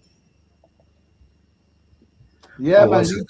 YouTube does that from time to time. I had 20 likes, and they take back some of them. I don't know why. Yeah, They be doing that. Yeah. They be Yeah, doing that. I don't know why. Another thing as well that annoys me is this whole Gooner thing, because Gooner, I remember when I was growing up, my uncle told me the exact way we put it. Someone called you a Gooner, you punch them in the mouth. If you call them one, expect one back. Yeah. You do not call people a Gooner. There's only certain fans that are Gooners. We are the Gunners. Yeah. Mm-hmm. And the club displaying that on the advertising boards is disgusting. No, it's true. It's true. The No. Birds, bro, listen. I'm a rival fan, and I know I'm not supposed to call y'all that. I know that, bro. And I'm just like, when I hear Arsenal fans call themselves over here, I'm like, do you even know what that means, bro? Yeah. Like, do you even Only certain people are that of a certain age as well. Yo, Don. I Mm. tell Vidge this all the time. I have a coworker who is an Arsenal fan, bro. Some of the shit this brother be saying, I say, listen, I know Arsenal fans that live in UK, bro. If they hear you saying this shit out of your mouth, bro, they'll slap you up. I'm not joking. They will slap you up, bro, because, bro, they're gonna question your loyalty of being an Arsenal fan, bro. Bro, this brother said to me, if Arteta don't win anything at the end of the season, right, he wants him gone. And when I see him when y'all lost the City the other day, what you think? Oh, I'm not concerned about the club. We want the majors. I said no. The beginning of preseason, you said if he don't win anything, you want him gone. Final, man. Do not backtrack now. Yeah. Do not backtrack, bro. Yeah. This man was just backtracking. I never said. I said, bro, I was right here at this time. I said, you want us to go to security and let the security run back the tape and listen what you said, bro. I'm just looking at him. I said, brother, Arsenal fans I know that live in London hear you say shit like this, they will slap you up for saying that. The problem is that comes from the club itself, Rasta. When Martin Keown and this broke my heart, but Ian Wright himself actually saying it's okay to lose a final, it was just like, what the hell am I hearing here? Yeah. Ian Wright, I loved that guy as a player when I was young growing up. Him and Bergkamp are the reasons I fell in love with this club, along with my uncles and my granddad. And when he says, like, oh, why are Arsenal fans upset about losing a final, where his exact words is like, are you fucking serious? As a player, he never would have tolerated that. Yeah, but Vigilante, what it is nowadays, you see players like that, and it's so sad because these are Arsenal greats as well. Because they're getting paid by the club, they would have consistently he's too get much paid of a by coward, the club. bro. He ain't coming up here. He's too much of a coward. And it's funny because you see man like us, yeah, we're classed as the bottom feeders because we say what's on our minds and we don't conform, yeah, to what the hierarchy has to say. It's like I have a Twitter account there which I don't really use, but then I get things sent to me. So I'm all like, if you don't realize, I'm always listening to other people and their content. They just say what the latest thing on Twitter is, or the latest joke, or the latest this, or the latest that. It's like, unfortunately, in this whole streaming thing, and this comes from right at the top, because let's say Ian Wright and Martin Keown, they're right at the top. They're listening to Talk Sports and whatever other platforms they are, right? They think because they play the game, they know more than us, not realizing like most players that played for Arsenal was never Arsenal supporters. They fell in love with the club, but then once they left, they lost that love. You see, people like us, we're the ones who would watch our club every single day. every single night. It's like, Fitch, I know you're in a different country, so I know you're either gonna have to I'm in stay up the late UK. to watch. Are you in the I'm UK in, side? Mhm. Are you, Yeah. do you know, I thought it was in South Africa, you know, for some that reason. was in December when I took my father's remains home. Oh yeah. So I thought it was in South Africa for some reason. I am South African. Yeah, see, I do remember. Yeah, Mhm. see, King, I'm not a fucking fool to pussy up. Let's say You Rasta then. are. You are. Yeah, Rasta would have to wake up sometimes at 4 o'clock in the morning, 5 o'clock in the morning, depending on what time his team's playing. Mhm. That's love right there. I won't even wake up 4 o'clock in the morning to walk my dog. You know what I'm saying? Yeah, but man's doing that to watch his beloved team. Now that's passion right there. So I believe that whether you're American, whether you're English, whether you're Spanish, as long as you love the team and you can have an articulated conversation about them, you should be able to have an opinion. You know what I'm saying? But you know what I'm saying? What do I know? I've never played professional football, so what's my opinion? Do you get me? Yeah, I'm just a person who's grew up like because I was born and raised in Islington, around the corner from Arsenal, been to Arsenal a few times. Is what I'm saying. Like I used to, without trying to tell my age or anything, or I used to do a lot of stupidness. You know what I'm saying? When it came to Arsenal, yeah, I'm an Arsenal through and through. Who is anyone to tell me that my love is different from Arsenal from anyone else's because I have more of a realistic, not even a negative, a realistic approach. Yeah. I just hate those happy clappers, bro. You know what I'm saying? I wish someone just slap them in their mouth sometimes because they talk so much shit. You know what I mean? Across Yeah. all society, though, you hear it everywhere. That people come out with the most pathetic bullshit all the time. Man, Yeah, them, it's I true. feel sorry, Don. I feel like football is dead. Cause let's be real, except for Prophet, me, King, Vidge, and you, Don, we've seen the best form of the Premier League ever. And that's not gonna be replicated ever. Yeah? We've seen the Also, best of the international Premier League. football and stuff. Like, look at that documentary that's on in a week or two. The Yeah, Ronaldinho. Ronaldinho documentary is about to drop. You will never see a Brazil team anywhere near half of that squad that won the '02 World Cup. Hmm. And when I heard, was it, I can't remember who it was, but I think it might have been João Pedro who said, "Oh, we have a team or players are on that level." It was like, no, I nearly fell out my chair laughing when I saw that quote. It was like, you can't put yourself on the same level as R9, Rivaldo, Ronaldinho, Cafu, Roberto Carlos. It's not happening. I don't think his age group is. I think there are some good players like under 21s, under 20 players coming through. I think for me, if you look at the history of football, there's always a gap between a great level of football, and we're just in that midpoint where it's kind of rubbish-ish. If you look at it's because for you to get like a good group of players, you need a couple batches of crap. Then you go back to a good level. But I think we're just in that kind of inconsistent point. Yeah. Where football is at a bad time in terms of the level of quality of football, the level of quality of managers as well. Like everything's on the downwards, and we're just waiting for that moment for it to kind of change again. I think football goes in cycles, and I think we're in a very negative cycle of it because of Pep, because of what Arteta's doing, because of that the academy system as well. The fact that a lot of young South American players are going to Europe too quickly. I think that's a bigger issue as well. I think a lot of African players are going to Europe too quickly as well. So you're getting less of the players that are playing out of struggle, out of like hunger, out of desire. You're not seeing street ballers anymore from Brazil, from Africa, from even from England. You're not even going to see someone close to like a Rooney who just came from the struggle and just wanted to hustle. You're seeing these young 18, 19-year-olds getting 100 or 10, 20, 30, 40K a week, anything up to 100K a week. And there's no struggle. There's no reason to get better. There's no reason to get to the highest level, to the highest peak. And also, that players are looked down upon on what they do in their free time as well. A lot of the players that were at their greatest in the past, they were madmen. They were bad boys. They partied. They did all sorts of drugs allegedly, and yeah, they made the most of their life outside of football. And Colombian. Allegedly. Look at one of the all-time greats, Johan Cruyff, was smoking cigarettes in the changing room at half-time, would come out and play number 45 and be the best player on the pitch. Yeah. I mean, that Hey, says it all. look at Maradona. You know what I'm saying? The Argentinian that love the Colombian, if you know what I mean. Yeah. Mhm. But it is what it is.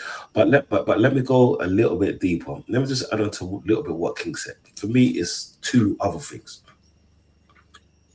Back in the day, we had owners, or let's say shareholders and so forth, that actually were fans. Yeah, fans, right? Because they understood what it meant for to be an owner of our club with so much prestige. Because all four of our clubs up here are literally are leading the way for football back then. And then the American owners came in. Yeah. The moment the American owners came in, that's what kind of destroyed football because it took the love out of the game and made it more business based. Yeah. Because if you look at American sports, and I'm sure Rasta will know this more than ever. When let's say when a basketball player comes out of college, they get their first major contract. So now, like what King said, when they get their first major contract, they that unless they're wealthy, they don't have to play that hard. They don't have to put that tax on the body because they know they're under contract. So they're gonna get the same money regardless. All it is just a winning bonus now, yeah, and an in-game bonus. Back in the day, there was players, and I know inflation has a lot to do with it, but just hear me out for a second. Regardless of inflation, yeah. Okay, let me put it to you like this, yeah. Salah deserves his 30 grand or 50 grand a week. The reason why he spent 9 years at Liverpool and he's been attacking wise their best player for 8 years, yeah. Saka, and he's won so much. He's won everything within football terms, right? Saka has won an FA Cup, but yet he's on 300 grand a week. Why? Yeah. So he's okay to get that kind of world class money for failure. For failure. Yeah. That's the difference in the levels of football nowadays. Because American owners are like, yeah. The crowd likes you, so it's okay to fail.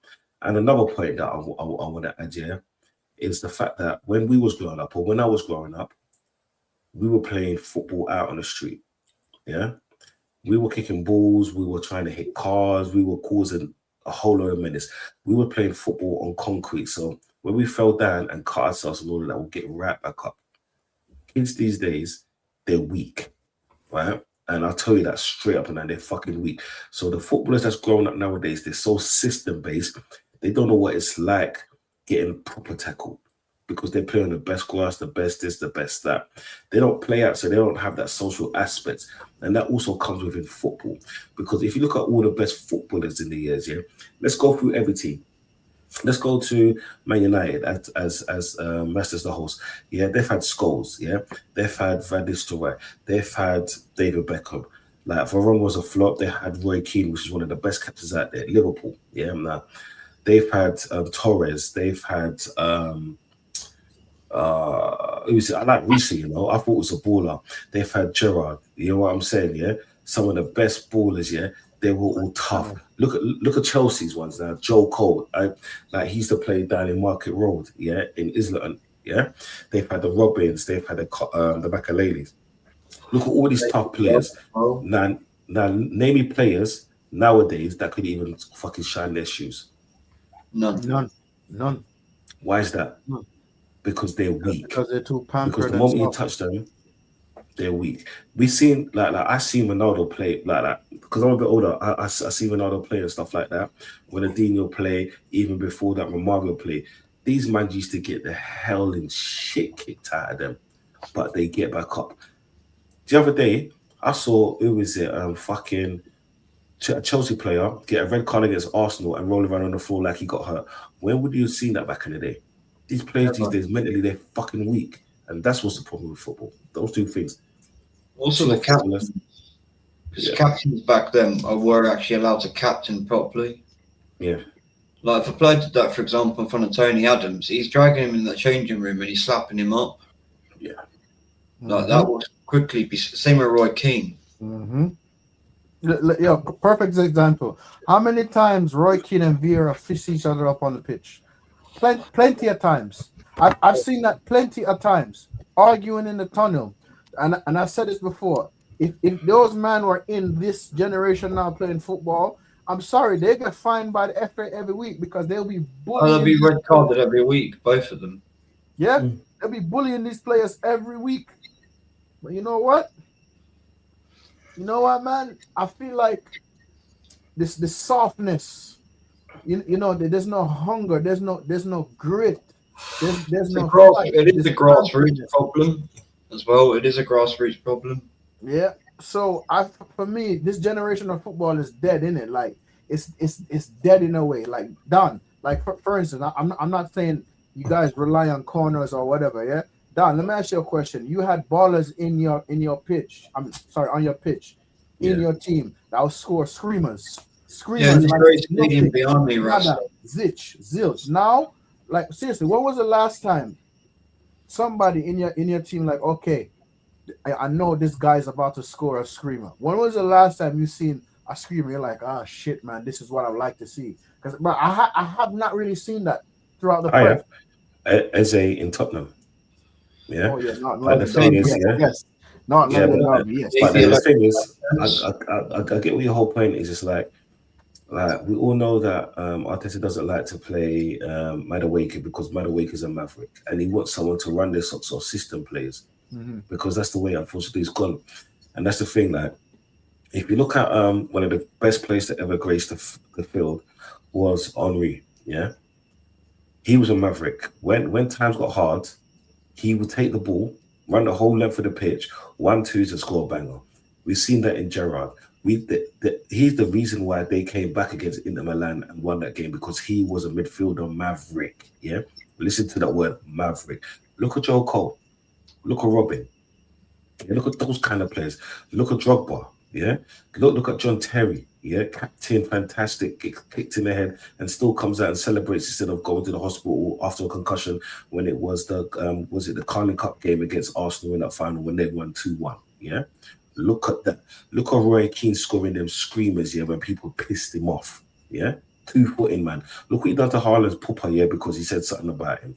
Mavericks. Tell me where the Mavericks are in the game because it's funny because on field, yeah, not even on field, in the tunnel, they're hugging. I get the shaking hands because of respect and they want to show the mascots, the kids, something better.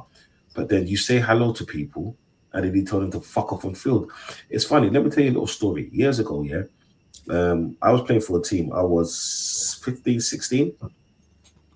My brother was playing for the rival team, yeah. I was on the right wing. My brother was at left back. You know what I'm saying? All right. I was running at him. I got past him a few times and I got an assist. Yeah. It was second half. It was about 70 something minutes, right? And I'm running. My brother took me out. He took me out. Yeah. I fucking think. Do you know what this pussy said to me? What are you gonna do? Run and tell mum? You know what I'm saying? I was in pain and I laughed at the same time. I was in pain and I laughed. But do you know what? Yeah, can you see that difference? We're brothers, like this. Is what I'm saying. That's literally my best friend right there. But yeah, when it came to football, we understood that rivalry. We understood that when the final whistle's blown behind closed doors, we could shake hands, we could break bread or whatever. But when we're on the football field, yeah, we are enemies. You know what I'm saying? I hate you, you hate me. You know what I'm saying? My job is to score against you and make you look as bad as possible. And your job is to stop me from making you look as bad as possible. These days, mate, they're hugging. Bruv, I saw a rival player de-cramp a man. What the fuck? If my rival team players got cramp, yeah, I'm shouting at him, get up, you pussy hole. These mans are helping them de-cramp. What kind of bull? And say, oh yeah, it's sportsmanship. Fuck off, mate. He's got his own teammates can do that. Also, swapping shirts, that should only be done at international tournaments. Yeah. I mean, every game you see him, I think I've seen it at half time, players swapping shirts. And so, what the fuck are you doing? Oh, man. You know, if it's a cup final, I get it. It's a cup final against a European team. But when you're playing another Premier League team, why do you want another Premier League player shirt? You can buy that anywhere. Facts. That's true. Facts. Honestly, man, I feel like this generation of football is it's dead in it. It's just pure soft. The minute you tackle somebody, oh my god, I have to say, I I know I'm think a lot pissing of you off. that's, Huh? Sorry, I go think a ahead, lot Jay. of that's poor parenting. Because I remember as a kid, if I fell over, my dad would look at me and go, "Get the hell up, man! What the hell are you doing?" Facts. Facts, Yeah, facts, yeah. facts.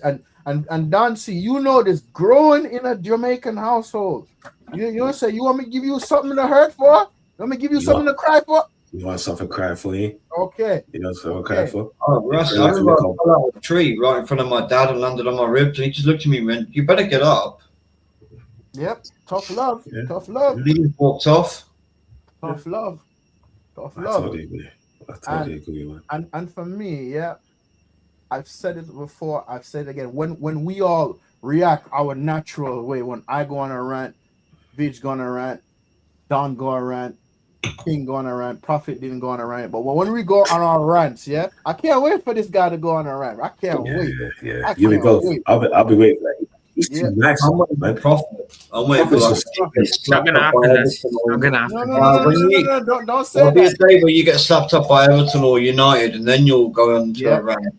Well, that would tempt me. I'll be honest. Yeah. I will say. See, I Okay, knew, I okay, knew okay, it. I okay. knew it. So when we saying the shit that we mean, we grew up watching football a certain way. So when we say certain shit a certain way, they're looking at, oh, they're negative, they're this or that. How the fuck are we negative? This is what we grew up watching. This is how we're supposed to react. Bro, when I tell people I don't celebrate a draw, I consider that shit a loss. Oh, but you got a point. I'm like, bro, I don't It's 2 fucking points care. dropped. It's 2 points dropped for Yes. 1 point gained. You've dropped more points than you've gained. Why would I celebrate that? Do you know Yes. people don't put context on it because when they say if I'm like I was more pissed off with the draw against Wolves than most other things because when people say yeah but you got 1 point, they're fucking bottom of the league. We should like it should be a win at all cost. We're top of the league. It's like top v bottom. It shouldn't be close. That's why I was pissed off. You get me? If it was a draw against United, Chelsea, Liverpool, that's actually either going for European titles or trophies, I can understand that because like we all step up and we play each other's team. Against Wolves, nah. That Nah, Me- pisses Prophet. me off. Turn on back your camera, Prophet. Turn For on me, it back was, your camera. You're not running from this. with Wolves, it was the one where we won by 2 own goals that pissed me off more. Because if we didn't get those lucky goals, we lose that game. Apology. I was just All dealing our with players scored. someone Nah, over man, here. you running. Apologies. We didn't forget you lost the Wolves. We didn't forget. But I was still that cup final still pissed me off more. Yeah. That will always piss me off losing a final more than a league game or drawing one. True, Yeah. true. Nah. That cup final, I blame Arteta for not taking off Nkape on a And yellow card. Pep as well. Because Yeah. Kuznov was also on the yellow and we didn't target him the way Pep targeted Nkape. That's why I blame Arteta. That loss there was on Arteta because if Nkape wasn't on the field, that could swear that came in. Both of Exactly.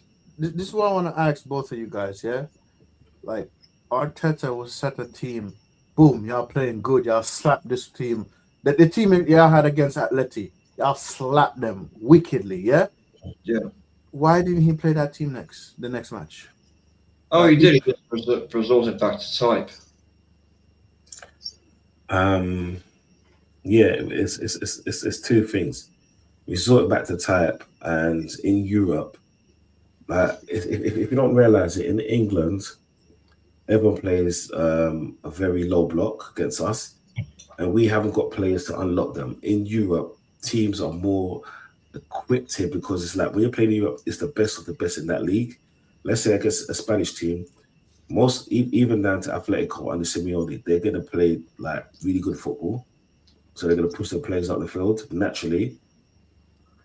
Against, let's say, a team like Brentford, West Ham, Aston Villa, they're gonna go in a low block trying to hit us on the counter.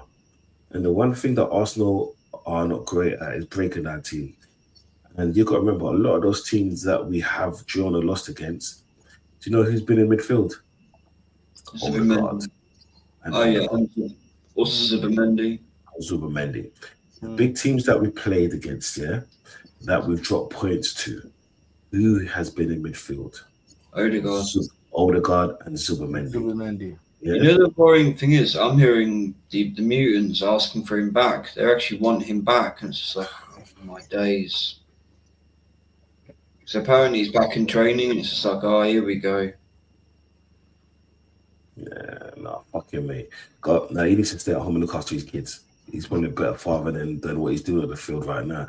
Because as a captain, yeah, I remember, what was it? He was playing Chelsea. We beat Chelsea. I think it was in the Carling Cup or When he hit the ref. Yeah, when he hit behind the ref. Yeah, he hit not the Carling Cup. ref. Yeah, man, fucking hit. You're our captain and you're hiding, bro. No, what kind of bitch movement is that? Yeah, you see, Rice is in there, scrapping with the Chelsea players. There's Zubimendi, even Zubimendi with his 2-foot self, Saliba, bad man, yeah. And we've got a captain that's fucking like. Do you know what? Odegaard reminds me of? You see, when you castrate a dog, it's not a male dog anymore. Yeah, that's what Zubimendi is. Yeah, he's got no fucking cojones. You know what I'm saying? Mate, I'm trying not to be disrespectful to him right now, but this dude, yeah, as a captain, he's a blood. Nah, pisses me off.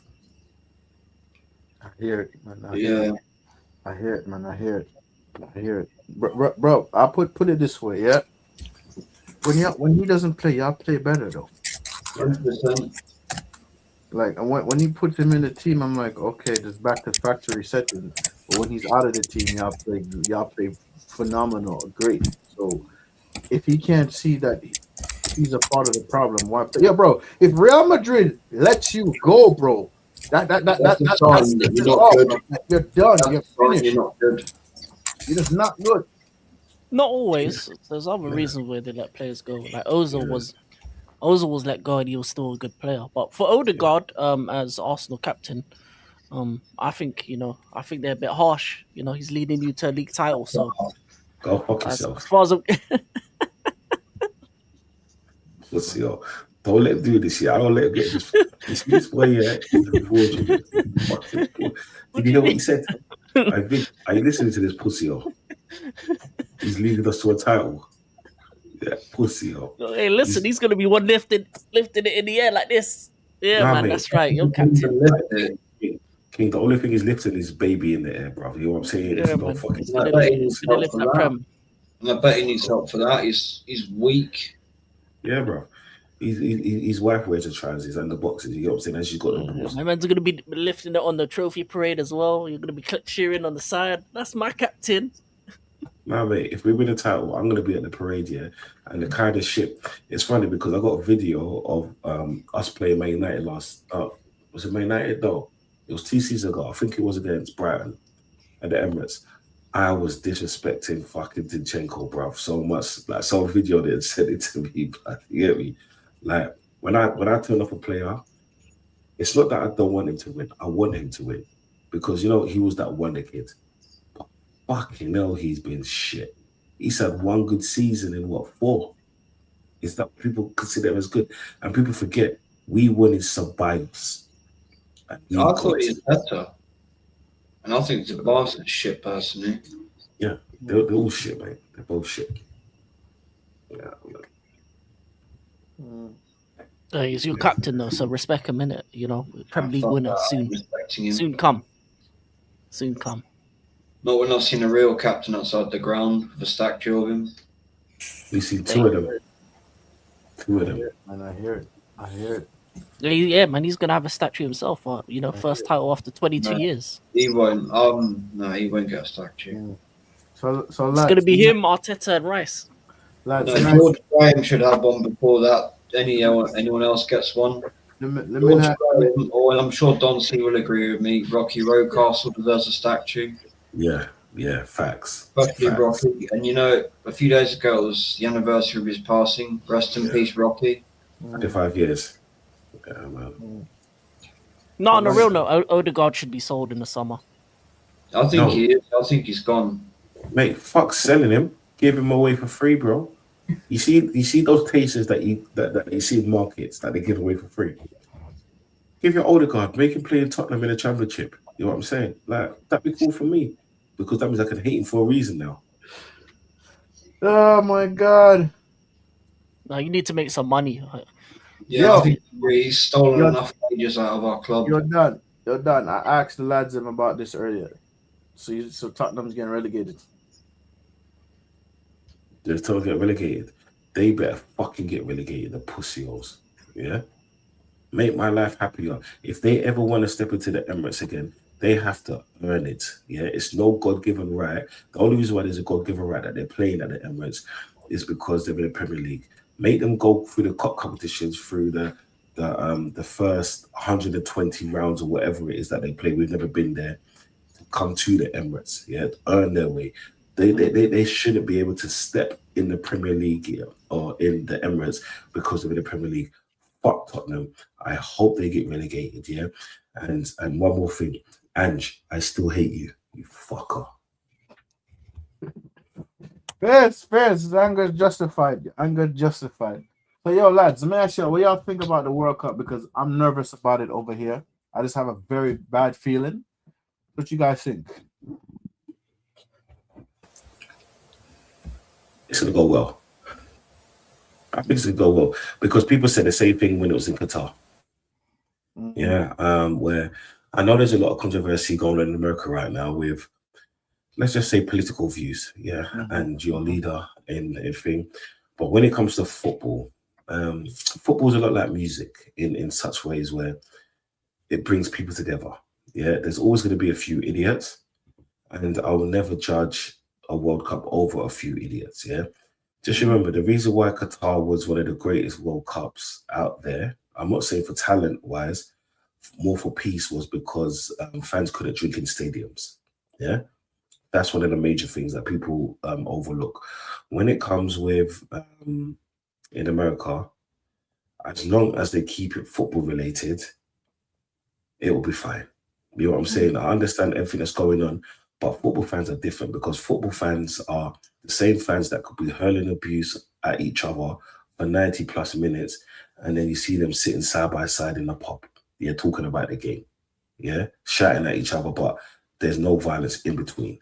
I think it's going to be okay. I think it's going to be overhyped. I think it's been overhyped simply because of the political views and what's going on in America at this point. Yeah, which I believe is wrong. Yeah, but I think it's going to be good. One thing I will say, I think America's going to probably have some of the lowest attendance at their games, and it's not because of political views. If you look at the ticket prices, and something I saw today that FIFA failed to reach a tax agreement with Trump, so certain countries are going to have to pay more just to get to the World Cup for their fans. So I think a lot of fans are going to go, no, we'll skip America and they'll go Mexico or Canada to watch the games.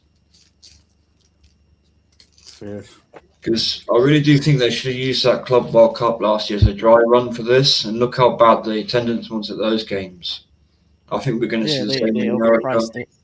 Yeah, them tickets was crazy, bro. And mind you, I know somebody who could give me a hookup on the tickets, and I'm like, bro, I'd rather stay home and watch it, bro. I'm not going, bro, because it's just like for me, I played ball and pitches are here, bro. The pitches are shit, and they're digging up. They're redoing the pitches over here, bro. And I know somebody who's working on them pitches. They said it's still not good enough. So, bro, I just want to enjoy the football, but anything else that comes with it, I'm good. One thing I will say as well, what's concerning, they've got idiots doing some of the hosting. They've got people from basketball doing it. Exactly, and they don't know nothing. No, they're using terms from basketball for the World Cup. It's a joke. Oh yeah, the World Cup song sucks as well. It's like Jelly Roll song or whatnot. It sounds like a country song. What?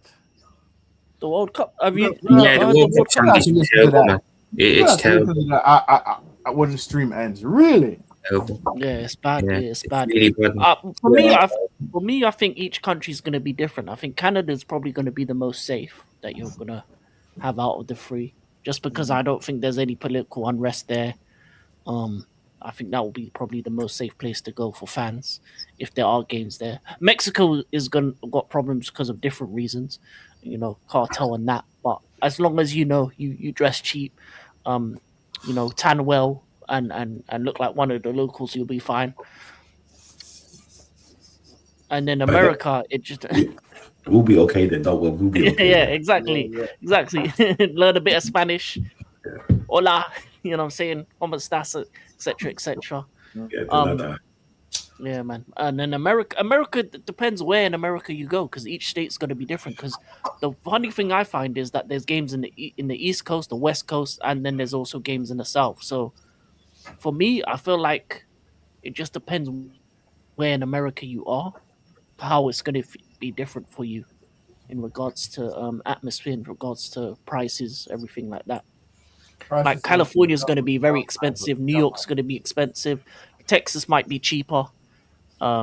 It just depends on where you're going. Because I feel like they spread it out too much within America itself as well. So I think it's just going to be a lot of for fans. It's not the most ideal World Cup because everything's too spread out. So if you're actually trying to go from follow your team all the way through a tournament, it's long. I ain't gonna lie to you. It's a lot. You're gonna have to pay for plane tickets from place to place because nothing's close.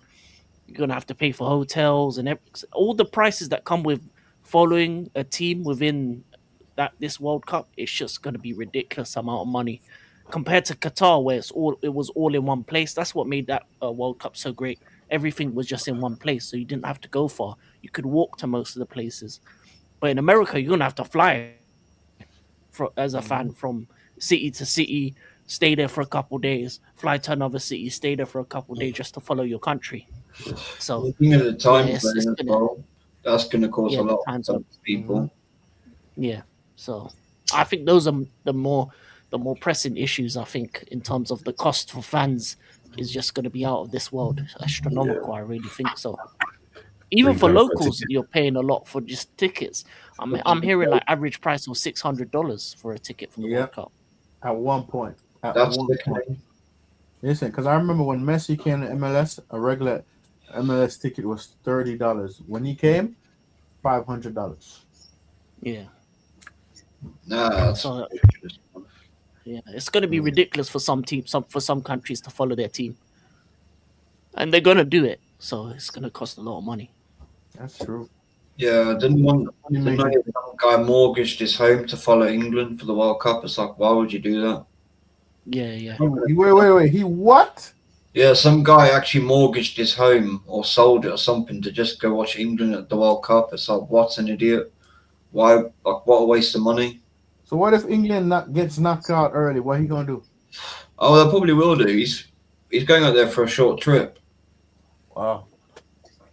Yeah. Some people are missing some brain cells nowadays. I swear. Well, if that's the case, yeah, I urge him to go to Atlanta because I hear they've got the best strip clubs in America. That's what I'm saying. So enjoy it. At least you have some fun.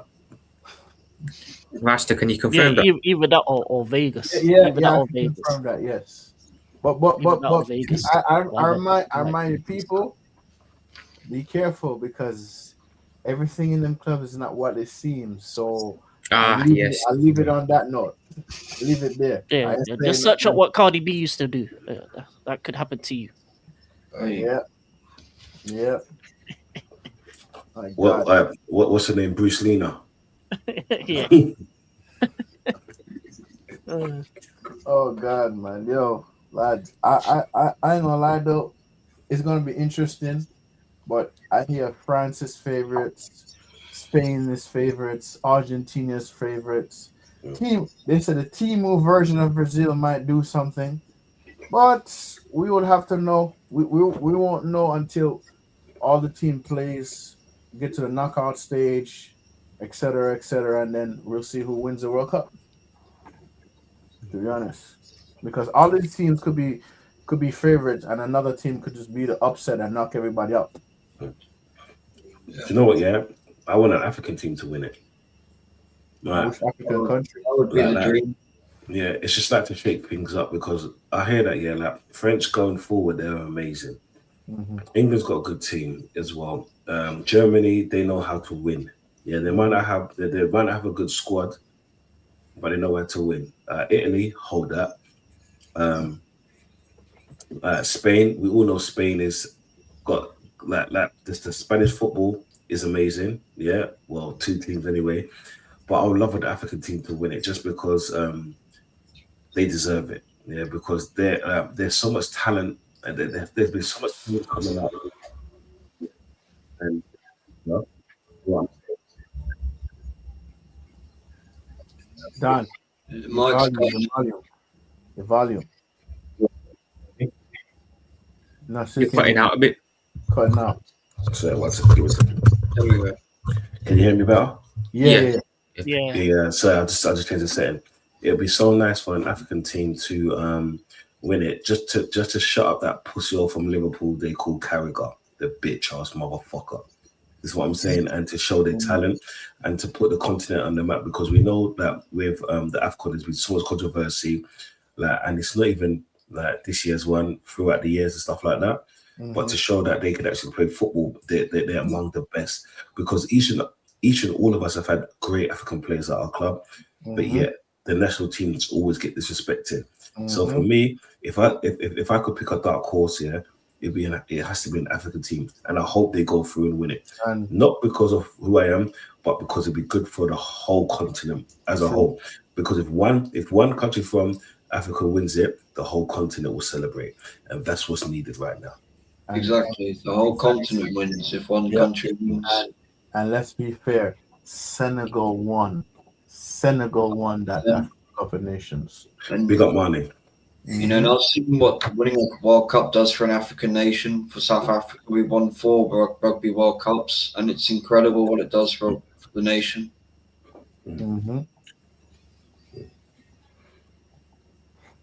But I'm different when it comes to the African nations. I'll be honest with you.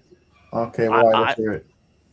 Ever since the decision that for Morocco to be given the World Cup, well, the AFCON outside of football, for me, I don't want the CAF to do anything. I want them to crash and burn. So for me, I don't want any African nation to do well. I'll be honest with you. For me, the CAF needs to change the decision around. So as far as I'm concerned, all these African nations, can go fuck themselves, because I'm tired of the corruption within Africa. It's been there for time, bro. Like, the Nigerian team don't get paid. Another team has a problem with their team bus. Another team is sleeping in the airport because they didn't get put on the right flight. Like, there's always problems with Africa because they're too busy counting the money in the background, stealing money from FIFA and that, not doing their jobs properly. So True. why? So for me, the CAF can go eat a dick. I swear down. I'm tired of it. Like, I went all the way to Morocco to watch AFCON, great tournament, and they decide to change the rule outside of football. No, man, I don't care. All these African nations can burn. I'll be honest with you. Until they get it sorted out from the top to the bottom, I'm done with it, bro. I really am. I really am. I hear it, I King. really am. And also the other thing is, we expect all these African nations to do well. All the best African players are in European teams anyway. That's very I'm seeing true. bare brothers. I'm seeing brothers in that's Spain true. now. I'm seeing brothers in Italy. I'm seeing brothers all over France. For example, Mbappe, Cameroonian. You look at Yamal. He should be playing for Morocco. You look at Saka, I saw a brother for Nigerian. Italy. Yeah, the Italy striker Moises Keane. I'm pretty sure he's gone Nigerian as well. So for me, like, every why these players pick the European nations? Because the CAF is just corrupt as hell, and they don't make the right decision makings for the players in order for them to actually have a reason to pick an African nation. So for me, no, I don't want us to succeed until they start fixing it up in the background in general areas in all aspects. Because for me, winning the World Cup with an African nations will just give them more money to steal from the nation that win it. That's very true. That's true. very That's good true. point. Yeah, he's got a point. He's got a point. That's point. Yeah, he's got a That's point. point. Can't say nothing. Nice. Cheers to that one. Yeah. It's not just the CAF, King. It's right across Africa. That's politics. Like it's Yeah. Yeah, politics in a nutshell, like perfectly yeah, man. described what you just said. Just too corrupt. It's just too. Have you ever It seen the pisses film me off. Blood Diamond? Leonardo DiCaprio perfectly describes African politics in that film. Yeah. Big facts. Big facts. And It's to the, be it's that video. It's the video of the brothers saying, you know, if there's corruption, I'm against it. But if I'm a part of the corruption, I defend it. That's what Africa's about. yes. I'm a part of the corruption. I'm defending it. That's what they do. He's got a That's point. what they do, man. Got So a I don't point, know. bro. You got a point. Oh, yeah. So King, you got to drop that mic now, blood. You got to drop that mic, free boy. Yo, listen. Yeah, but that's me. Guys, when King talk, I really listen, bro, because he's speaking facts. King went to AFCON. He went to AFCON, bro. He was there. You get me? He might not stayed for all the matches, but he was there, bro. When the Africa Cup of Nations, when I seen Senegal win, I'm like, okay, fairs, bro, fair. Senegal win it, they deserve it. And then they gave them the medals, gave them the trophy, and gave them the money. And they wait till 2 months later to say they lost. No, they're champions.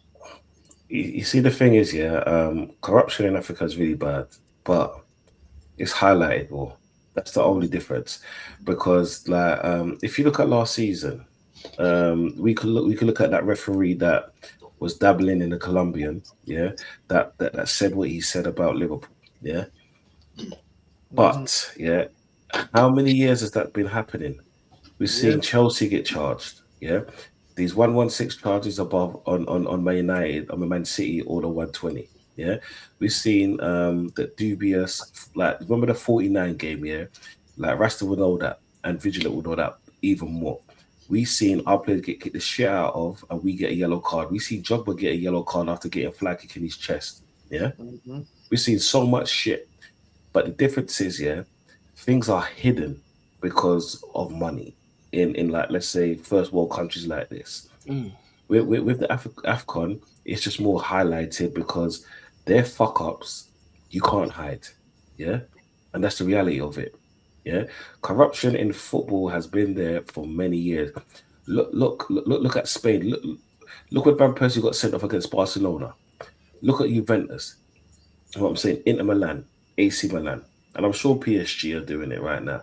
It's just that because of a lot of reasons and people, this is not this is not me trying to defend the AFCON, because what happened there was wrong, and it's been wrong for many years. But worldwide, football is corrupt. You hear what I'm saying? They have their favorites. It's like if any of our teams play a lower league team, we're getting all the decisions. Why is that? Because we're bigger teams. Because the brand. Why it's like this year? If I could put the whole 116 into, if I could talk about the 116, right? Let's say Nottingham Forest, Everton, they got deducted points. Last season, Everton went like literally done a miracle to keep themselves up after getting 4 charges against them. This 116 has been over Man City's head for near enough 2 years, but yet we're no further to hearing the truth, or we're no further to the court cases, right? Why has that not been highlighted? The reason is because Man City generates so much money for the Premier League with the manager they have and certain players that they have, that they're stalling this ridiculously. England is probably more corrupt than the continent of Africa, but the difference is the money and the face that England is. Right? They will not say much. Look what's going on in America right now. Look at the corruption and all the bullshit. So why hasn't it been stopped? You know what I'm saying? Corruption in football is disgusting. It makes me fucking sick. They just need to stop the bullshit. And you know what? Just start, because I think politics are actually ruining the game that we love. Ruining the game that we love. All this, what as Rasta likes to say, the brown paper bags. It's ruining the game that we love. Can't they just like, do you know what it is? Make things automated. Make a robot decide whether it's offside, whether it was a foul, and all of this, because it will stop corruption. Because now the game is played on merit and the player's skills alone, not a dubious decision. You know what I'm saying? Not the fact that you can get a yellow card here or a match fixing there or this there. Because look, how many players in the English Premier League have gone up for match fixing? Many. Um, The last person was what was it? Ivan Tony. You know what I'm oh, saying? wasn't that betting? Yeah, match fixing. Yeah, betting Oh, on his team to win and lose. fair enough. That's Yeah, what I'm there's saying. loads of that. Yeah. So like many players are going through that, but why isn't it highlighted more? Do you know why? One, Ivan Tony was a scapegoat because we all know why. Yeah. And I'm not trying to put this down to a color or a race thing, but then that's the No, it's reality. true, especially Yeah. in this country. You just look at the Euros final. That says it all. And you know, a point on you are right with the highlighting thing. Look at Rangers with all their charge. Look at how that destroyed that club. Juventus, another one. They were both put to the bottom tiers of their. Well, I'm not sure about Juve, but Rangers were definitely put to the bottom tier of their leagues. There's hardly any money in Scottish football. So yeah, you are right with that. It 100% makes sense. Facts. It's criminal, man. Yeah, It's Because Italian football's still suffering now because of the corruption. They're still suffering now. I think that Italian football at the time was the best league in the world, and since then they haven't even been close. yeah, I Haven't agree. been close. Yeah, It's disgusting. for the fans, I would like an African team to win, but I just know the things behind it, that the players and the actual people that did the job wouldn't get the just rewards from it. It would go to the wrong places. That's my problem. You know, another good point back on what you said, Dancy. Look at the 2010 World Cup final. You get Xavi Alonso karate kicked, and De Jong wasn't sent off. That was in Africa, but it was two major European teams. Imagine if that was two African teams. Yeah. The VAR's getting involved, if all of that stuff. immediately. Yeah. VAR. And then in the papers, I can't believe, and let's say Nigeria v Ghana, yeah, because we know they got beef. I can't Yeah. believe they did that, and someone paid a referee. They done this, they done that. So we got to put things to perspective. Like I said, when it's a certain demographic or a certain continent, it's more highlighted more because it's like trying to hold the good people down. It's like this, yeah.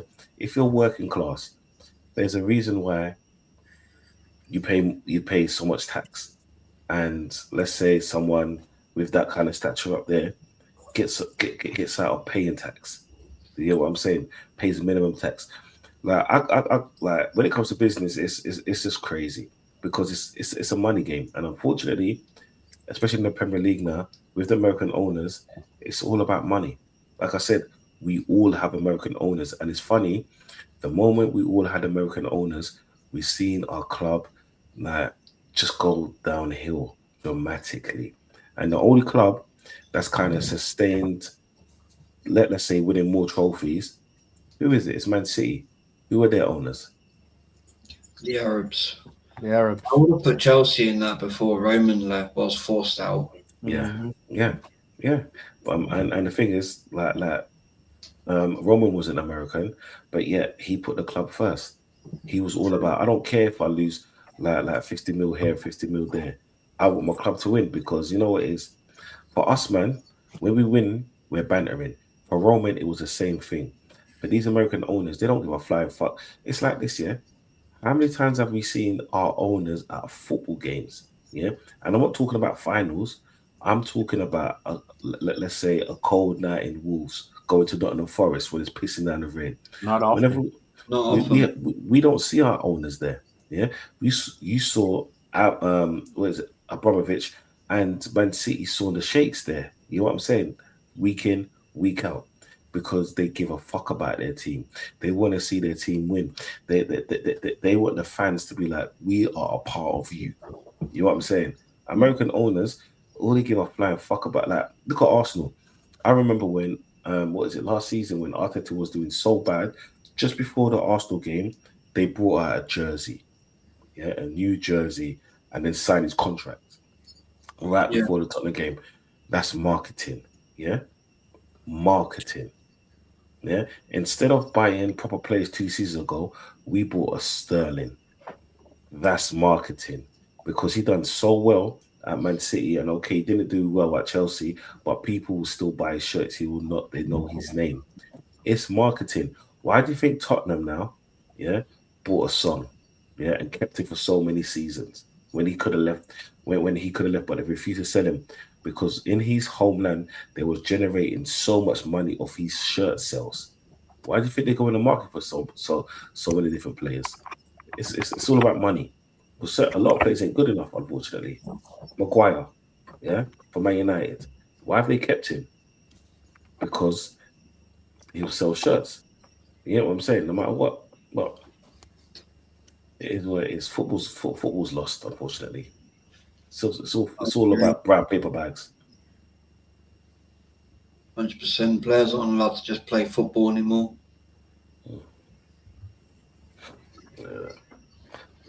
All right, Prophet, just a quick one. Are you still there? If Arsenal win the league, you're going to have to come on my channel, dust off the title, and pass it to me and Vigilant. You know that? You know what? I'm rooting for you guys to win it. I'd rather you guys win it over City. So, I think it's a good thing, bro, because you see City win it so often. Last year we won it, no one expected it. This year Arsenal win it. It's somewhat different, innit? You know what I'm saying? Arsenal, Liverpool. So, I got no problem with you guys winning the league. Yeah, it'll be unbearable, but when you win a league, you're going to be unbearable regardless, innit? Man, he's such a nice guy, man. I can't even try and cook him, man. Fuck you, man. He's such a This is what I say. When he loses it one day, it's gonna be amazing. I can't wait, bro. I can't wait. I'll say this, Don. Yeah, you might have to dust it off again next season and give it back to me, depending on how our summer goes. Also, like, your age continues to stun me, bro. I can't believe you're only 21. It's just like, what the fuck? Yeah, well, you're not the first one who said that, to be fair. You're not the first one. No, man, I respect that. All right, big up Zay. Big up Zay. Appreciate that. Appreciate that. Nah, man. I like Prophet, man, because do you know what it is? He's very balanced in that way where he understands his team. And I respect that. This is what I'm saying. I just wish he would just be a fraudulent so I can cook him. Because I don't like cooking nice people. It makes me feel bad. I like this pusher right there, yeah. Him? You see him? What do you mean? I'm not fraudulent. I'm just saying that Arteta can't win. I'm just trying to save football. It's true. He's trying to save football. I'm trying to save it from the Arteta and Arteta sexuals. That's my mission. Save football, man. Optimus Prime and that. You see, even Zay agrees, man. Big up Zay each and every time. You see, whatever, man. He's on the wrong channel. It's more Zay Talks BVB. Pause. Yeah, that's right. That's why he calls me a fraud. Oh Lord, he's not lying. I'm not a fraud, man. All I know is that I have certain guys that I don't like, and Arteta's one of them. Yeah. Do you know what it is? You're the king of frauds. That's why your name is King, and the African King Fraud. Yeah. No. Taking that brown paper bag to try and keep Arteta in, pussy hole. Listen. To be fair, the benefit of Arsenal winning the title is that Arteta signs a 5-year deal. So it's like I want to save football, but do I want to save Arsenal? That's the 50-50 that I go through every week. I think it's a bad thing if Arsenal win the league personally, because while it'll be a good thing in the summer, they'll celebrate having played in that. They've got in the long term, it's a disaster because we'll be stuck for even longer. Disaster for them, not for me. I'll be honest. The only way I see Arsenal retaining the league next season if they adapt their style of play and change it up, because they can't do it again. It'll be more of the same. It'll be more of the same. You'll double down on it because it worked finally. I don't think it's going to work. I think we're going to bottle it still, personally. You see, my dream is for This is what King is. This is what King is. Wait. Oh, that's the Rey Mysterio mask one. Yeah, that's good. Y'all hearing it? The volume's not there, still. Hold on. Was that a Rey Mysterio? Oh, there it is. It's there now. Okay. Ole!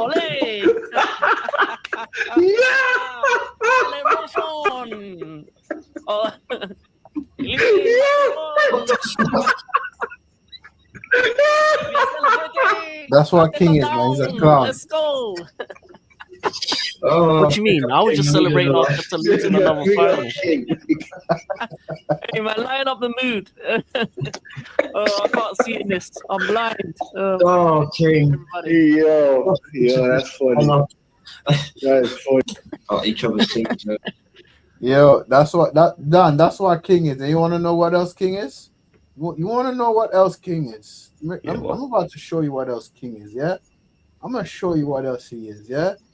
This guy named America King Academy, yeah? This is what he is. This is what he is. This is what America King Academy is. Oh, yeah, that's after the North London derby. isn't it? Anyway, hello, welcome, American Academy. Yeah. King. I'm done with football anyway. Meet me outside, meet me out the car park. I don't care. Car park settings. Anyway. Yeah, we're going to be talking about Champions League football, about the disgrace of AFCON, and many things more. Hey, big up Nighttime Kid. Big up Goodnessy. Big up Dantrum. Deontay. And yeah, I'll start with my club. That's why I got to wear this. Can't be seen outside. It's cold. 8-2 on aggregate. Destroyed, battered, bruised by Parisians. They took over our stadium. They were having a party in our city. They turned Stamford Bridge into the Parc de France. It was 2-0 by 15, 20 minutes. And you know what? I want to say something. Stop doing that stupid huddle. Ever since we've done that huddle, we've not won a game. They're all in the middle circle for what? Oh, yeah. Look. Acting like we're Arsenal. Let's huddle, guys. Do that in the dressing room.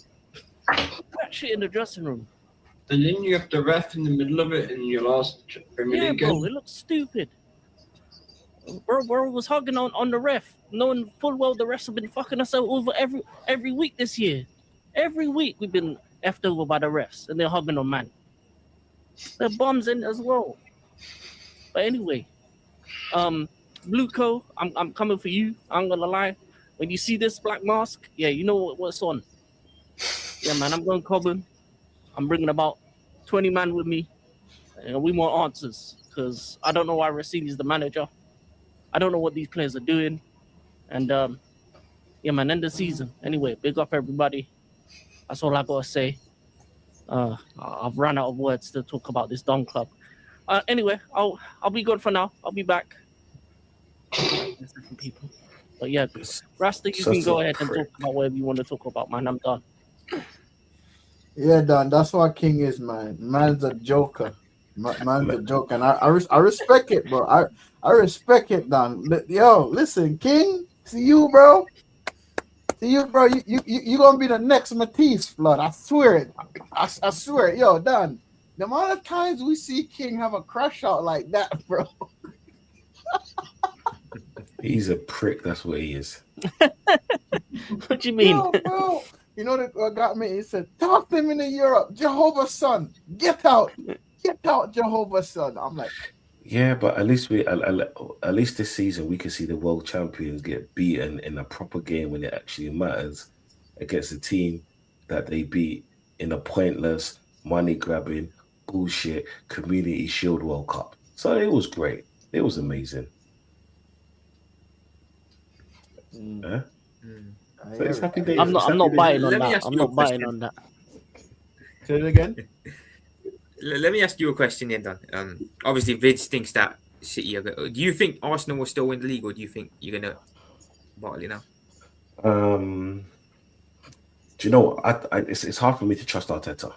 Yeah. Kenny. It's more of, I don't think Arsenal will win the league. I think that City will lose the league. Yeah. Huge. Because big up. Simply because as you see Arsenal, we should have lost that Everton game, or at least drew. Yeah. The only thing is that City have dropped points where it's been unexpected, like I said, against the West Ham and so forth. City have been inconsistent at best. The best game that I've seen them play was that game against Real Madrid, the second leg, and that's with 10 men. Yeah. When they played against Arsenal, Arsenal lost that game. City, even though we know that City won and lifted the cup, it was more for me as Arsenal lost that game. This is why I'm like, because like with Arsenal, there's I think about 21 points to play, and with City 24 because of that game in hand. But even with that, Arsenal have a little bit of an easier run just because if we're going past 34 games, 35 games, every other team is on holiday. With City, they have to play relegation threats and European hopefuls. And that's going to play a big part in this.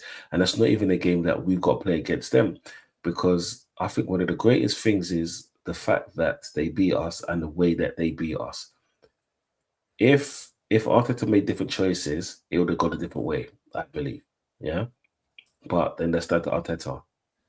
That loss, when you see Cherksey play acted on the floor, when you see players taking selfies with Arsenal with their second place medal again, yeah, I think that's gonna spur Arsenal on and make City a bit too big headed, because as bad as the league has been, we've been the best out of a bad bunch with our defensive record, yeah, which is great for me. You know what I'm saying? This is why I believe that City will lose the league, yeah, and Arsenal will finally lift it after 20 plus years, right? And that's more hopeful, and that's down to Arteta not fucking shit up. You know what I'm saying? I'm not going to talk about the injuries that we have, because every team gets injured. And at the start of the season, I was one of those people that said we have the best squad in the Premier League, and I still believe it. Yeah, have we got the best 11? No, but a squad is part of the team. Yeah, not many people can take off, let's say, an Eze off the bench. You know what I'm saying? Mhm. It's like we take a Madueke off the bench. Chelsea take a Garnacho off the bench. Man United take a man off the bench.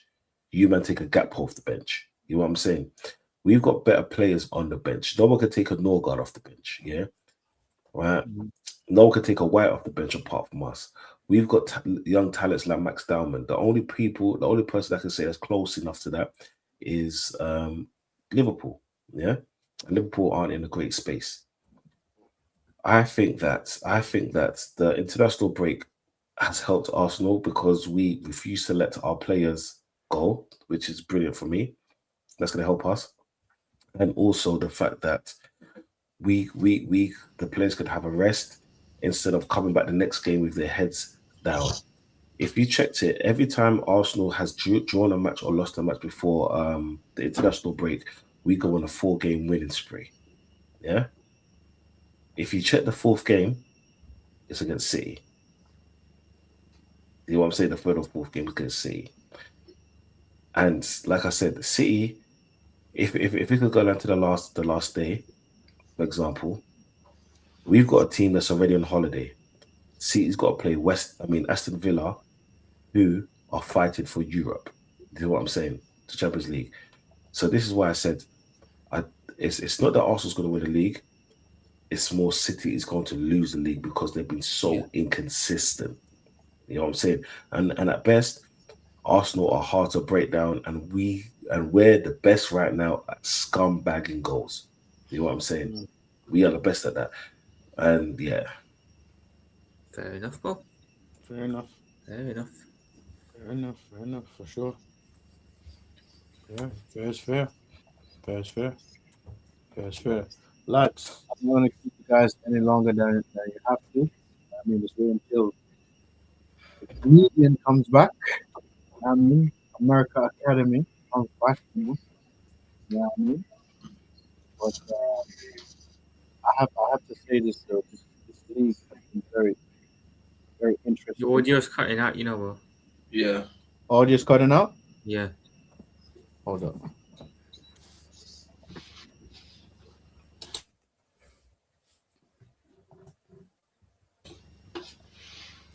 How about now? Sounds okay now. You Better? sound better. Yeah.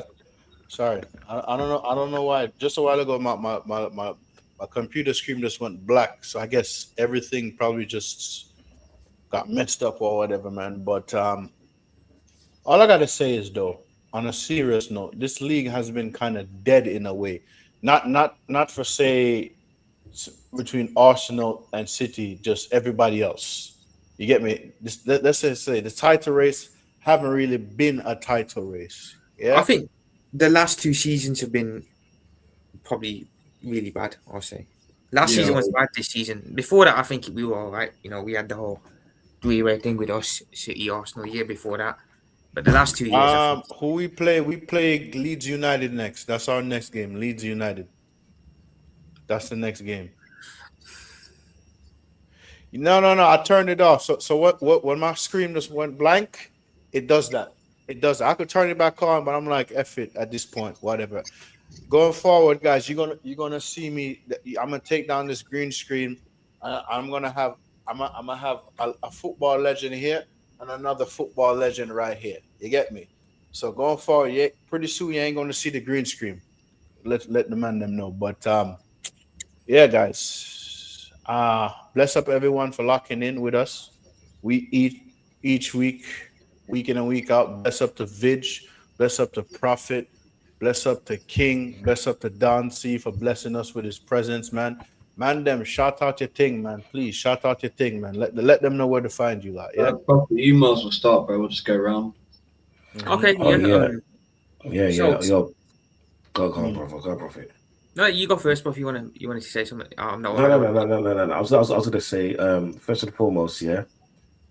Thank you all for allowing me to be on this stream. This is what I'm saying, yeah.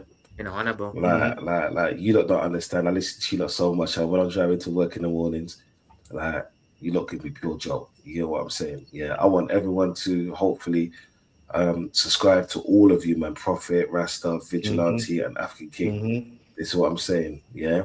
Get them likes up, get them subscriptions up. This is what I'm saying. These man, they know their football. You know what I'm saying? They know their fucking football.